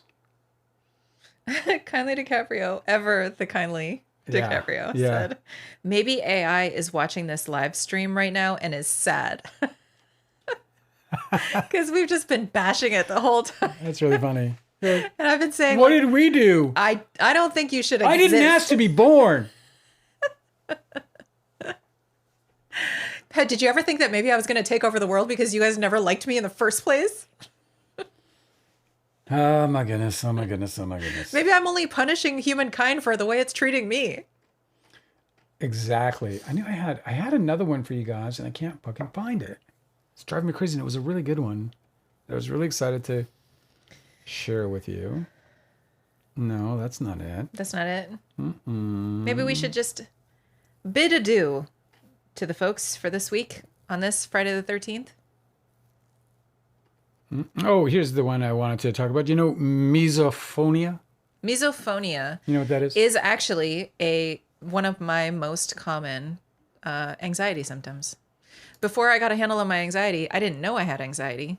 It's funny how you actually don't learn you have it until you're treating it and you're like, oh shit, I was really kind of out of hand for a while there. I thought wringing my hands was just the way to do life. I thought that was just life. I spent several years like being really fucking stressed out. Anyway, misophonia is the way that is always the one that creeps up where I know like, oh, my anxiety is actually not handled so well anymore. Like that's the very first symptom. It's become like the canary in the coal mine for me. My ex-wife, her brother, who I was very close with him at one point, and he has misophonia, and he.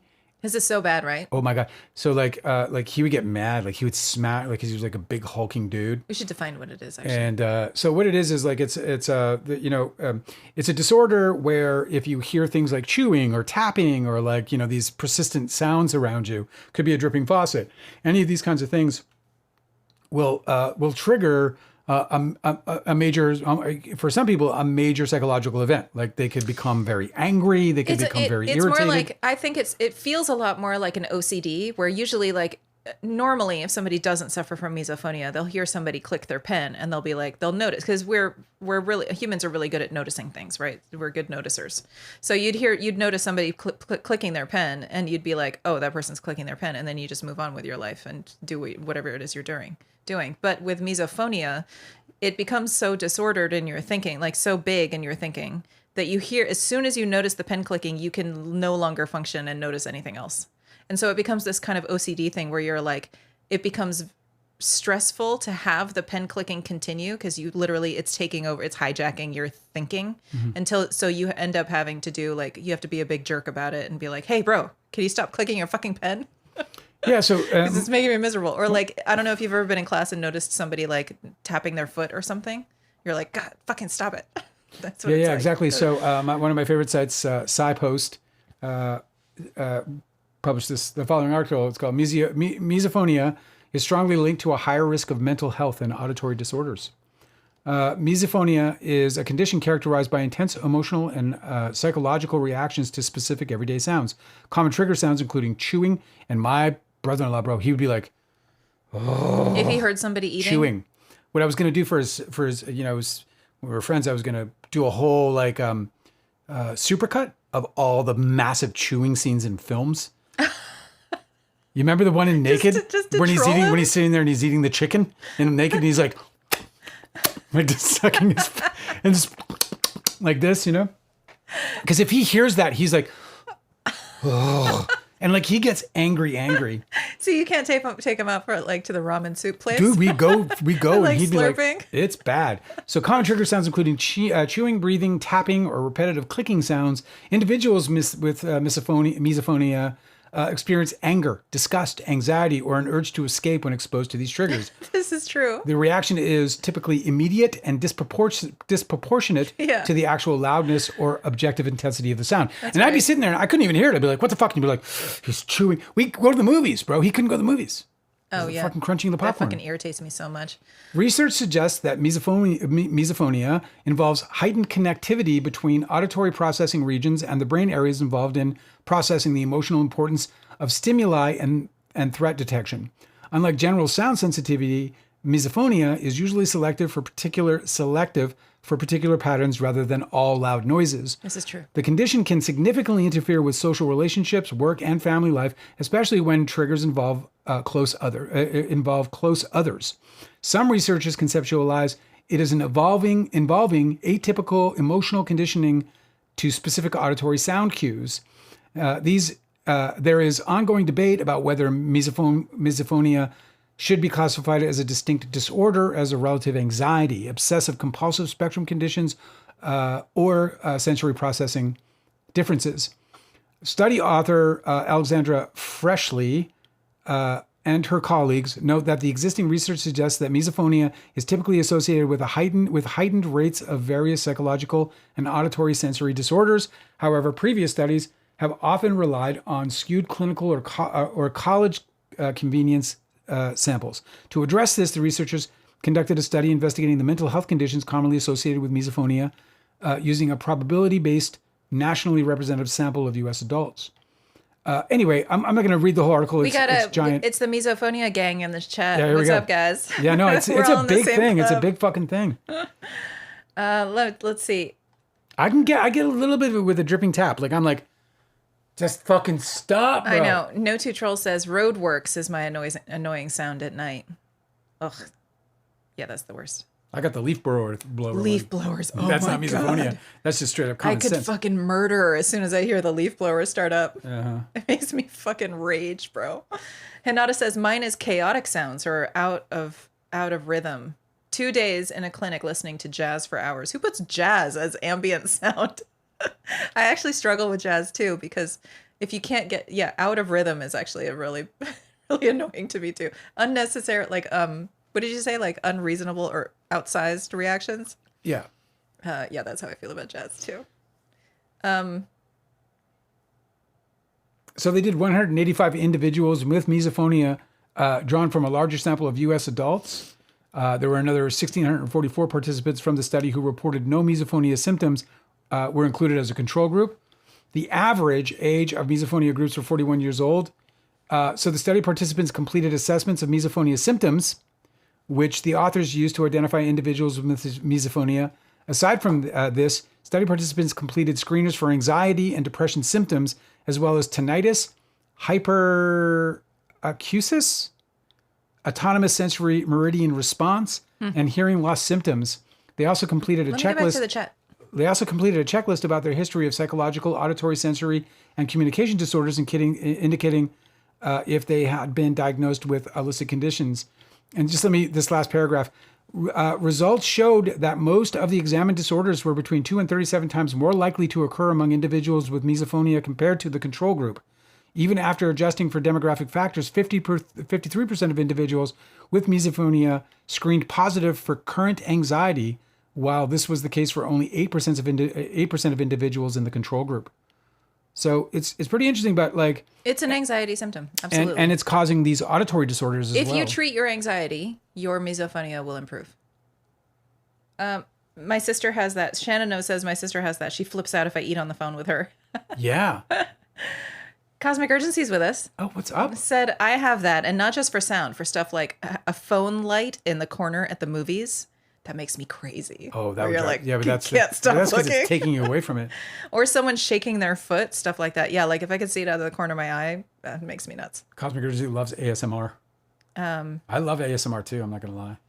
Cosmic Urgency said the smoke detector needing battery change. I don't know who can cope. Yeah, in that's. a house I don't think with the that's. smoke I detector don't think that's beeping. misophonia because the important thing about the important distinction here is that it's an overreaction. Oh yeah, but the smoke detector beeping, like it's made to be annoying. Like I've sat That's next to why.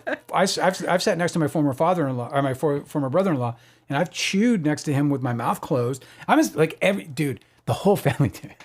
It's a fucking funny. They eat We really sit down and carefully, eat, and right? everyone's just like. And Dan's just like sitting there like, and he He has to put some music on. you can't hear nothing from him when he eats. He probably just swallows Nothing. it like a pelican, like just. No Two Troll says Cosmic OMG, the phone light at the movie for sure. It's the worst. Did you ever have you ever like like the scene in the movie where they're trying to get out of something and then they step on like the twig and it snaps? That was like if you made a smack in this guy's presence. Where like we'd be sitting and having a like family dinner and I'll be like. Like it's like I'm just about to get caught, Shannon O says I hate hearing kissing sounds in movies. That's one for me too. Yeah, I don't like it. I either. don't want to hear your lips. Sloppy fucking kisses. Gross. It's really funny. I didn't know that there was so much misophonia representation in the chat. It's That's a really funny. big deal. It's everywhere. Well, It's, because people are annoying. I think we can all agree that in one way or another, people are annoying. overall, 65% of participants with misophonia had at least one other disorder diagnosis. Notably, there were exceptions. After adjusting for demographics, misophonia was not only significantly associated with an increased likelihood of being diagnosed with autism spectrum disorder or repetitive behavior disorders like Tourette syndrome or trichotillomania, which diverges from some previous smaller studies. Results indicated that those with misophonia are significantly more likely to report symptoms and diagnoses of all mental health, auditory, sensory, and communication disorders, with a few exceptions. This refers to the high rates of comorbidity. Comorbidity. Yeah, that's like when two disorders typically travel together. Yeah, no, I know what it is. I don't think I've ever seen it written before, and I read science all the time. It's like alcoholism and depression are comorbidities. Yeah. I was going to come up with a couple, but I'm going to keep it to myself. The high rates of comorbidity also emphasized the importance of identifying common underlying mechanisms. Anyway, what a fucking interesting thing, because if you have it, because my former brother-in-law, he was like, I don't know what to do. Like that would be his whole thing. Like he hated it. Like he wanted it gone. Because he had anxiety and he didn't know it. A lot of people, I mean, you see every single person you ever see on one of these like, public freak out videos where they're road raging or they're confronting their neighbor about some bullshit. All these people have anxiety disorders and they're just unaware. Hey, listen, I'm going to put this since you guys are all misophoniacs.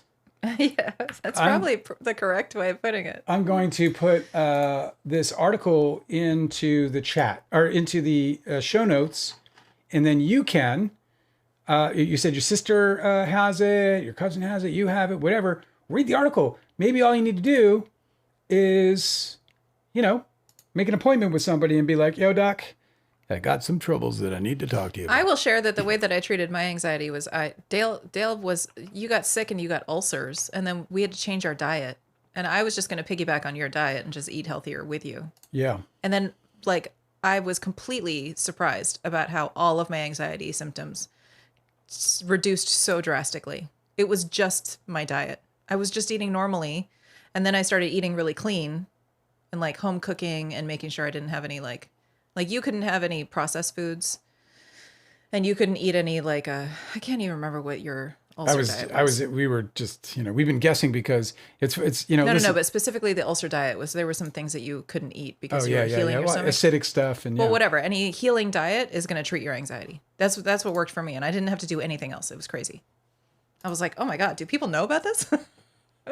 So crazy. I was so high strung for no reason. I could have just eaten better the whole time.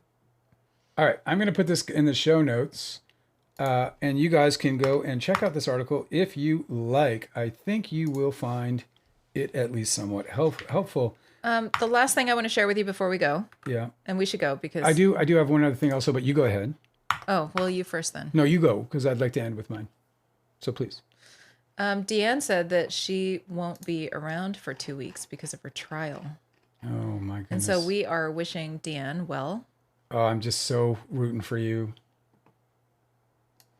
Let me find this. Listen, comment. take care of yourself through this trial. Really try to do your best, and you don't need to hear from me about it, but I just hope you take care of yourself. I hope you keep yourself, safe mentally, because you're going to be going through a lot here, obviously. And Deanne said, I'm not going to be around much for the next 2 weeks due to trial. We'll pop in now and then.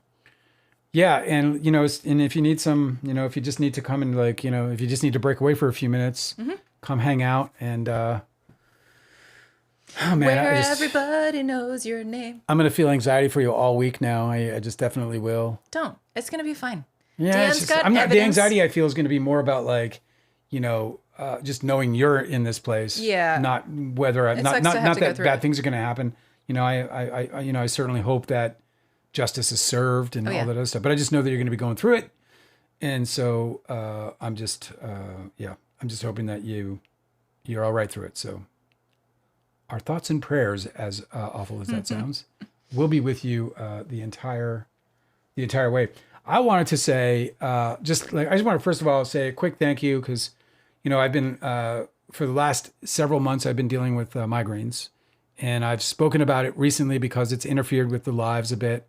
I show up here kind of grumbly sometimes, and but also I've had to cancel a lot of normally scheduled things like live readings and so on because of the migraines. And a lot of you have reached out to me through email and other means to help me out and to just give me some suggestions and things that I can do to try and curb these new daily headaches. And I just wanted to say thanks. I really appreciate the love and the kindness and the care and so on and so forth. And many of your suggestions, I'm trying them out. I'm eating vitamin D. I'm getting the electrolytes. I'm B12 is something I'm on now. Just doing all these different things to try and help get these things under control. And I just wanted to say thank you so much. It's really meant a lot to just have people who care enough to reach out and be like, hey man, I know what you're going through and try this and do that. And so I just wanted to say thank you so much for that, and just express my my sincerest appreciation because it's just a super kind thing to do, and I just hope that in some way I can repay you for your kindness because you have helped through all of this. You guys have been suggesting these things, and I've been working hard at them, including doing some getting some exercise going and all this other stuff. And while my headaches are still here and they're dull and lame, the temperature is down. The heat is off a little bit, and a funny thing about astrology, by the way, is that, we've said this before, but I have Aries in the 6th house, which is the house of health. And Aries is also, each rules the head. Each sign rules a certain part of the body, and Aries rules the head. At that juncture, at this juncture, we have Saturn conjunct Neptune in the 6th, and I think I've had a headache the entire time. So I am hoping that astrologically speaking, some of the energy will relent, and then I can have some breakthroughs, and so on and so forth. Anyway, love you guys. Glad to be hanging out with you again. I thought we were going to go a whole week without Cosmic Urgency, and that was just going to disturb me. So good to see you on Friday, bud. I'm so glad. Oh you yeah, did it. and Cosmic, we're going to do movie reviews on some of the Oscar nominees. Yeah, that's right. We hope to have at least 3. By Monday? Tiny Pineapples for Monday, and maybe that'll accompany whether ones are lost or won, or maybe we'll have some opinions about maybe other things. Like I think, for example, that Begonia should be winning Best Actor. Mm-hmm. Yeah, I haven't seen every performance yet, so I might, I could be corrected. For Jesse Plemons? I'll never forget watching the Oscars when I was absolutely sure I was a big Tom Cruise fan. None of this madness about Tom Cruise had broken out yet, and it was born on the 4th of July, and I was like, man, this is his year. He's going to win. And it's a brilliant performance if you haven't seen. No, it's true. It's true. It's just like the timing was really bad because Daniel Day-Lewis fucking swept. Well, where I'm going is like, I didn't see that, Yeah. no. So I was like, he's going to win. Tom Cruise is going to win. And then Daniel Day-Lewis, somebody I'd never heard of in my life, wins the fucking Oscar. And I'm like, who the fuck is this fucking ass? My Left Foot. What a stupid title. And then, of course, I went and saw Johnny it. Three Names over here gets the fucking Oscar for nothing. Then I went and saw it, and then I fucking loved it, and realized that, yeah, Tom Cruise probably should have lost. So if there's a performance out there that is like Daniel Day's, and Dan Day, as I call him, if there's something out there like Dan Day and My Left Foot that comes out of nowhere and surprises us, well, that's the way it goes. But I think Jesse Plemons should be winning this Oscar. His fucking performance was practically flawless. It was transformative. Is this your prediction? And no, I don't think he'll win. Cosmic Urgency says Sinners is going to win, which is a joke. I added fucking because it is a fucking joke. That movie is not worth what it's getting. It's a good movie. It's a good movie. It's a fine movie. Whatever. Fucking So Leonardo DiCaprio's performance is fine too. And you know what? One battle after Anybody could have done it. Literally. whatever. It's a fine performance. It's not about that. It's whether or not it's about that performance, and it's fine. And One Battle After Another, it's a good movie. It's a fine movie. Paul Thomas Anderson, talented guy. The rest of the cast, really good. I would guess that if anyone is going to win an acting Oscar, it's going to be Sean Penn. So that'll be my prediction. If there's any acting Oscar handed down to It Ends With Us, One Battle After Another, I think that's going to be Sean Penn. And you know what? Probably close to deserving it. It was a really fine performance. One of his better ones, certainly in recent years. We're going to go. I love you guys. Lots to do on Monday, but don't forget to hang out with us on Sunday, 2 to 4 p.m. We're doing fucking Jupiter and Saturn. They're massive planets, not just in size, but in astrological meaning and conditions. So I'm excited to go over those with you guys. I think we're going to have a fun time.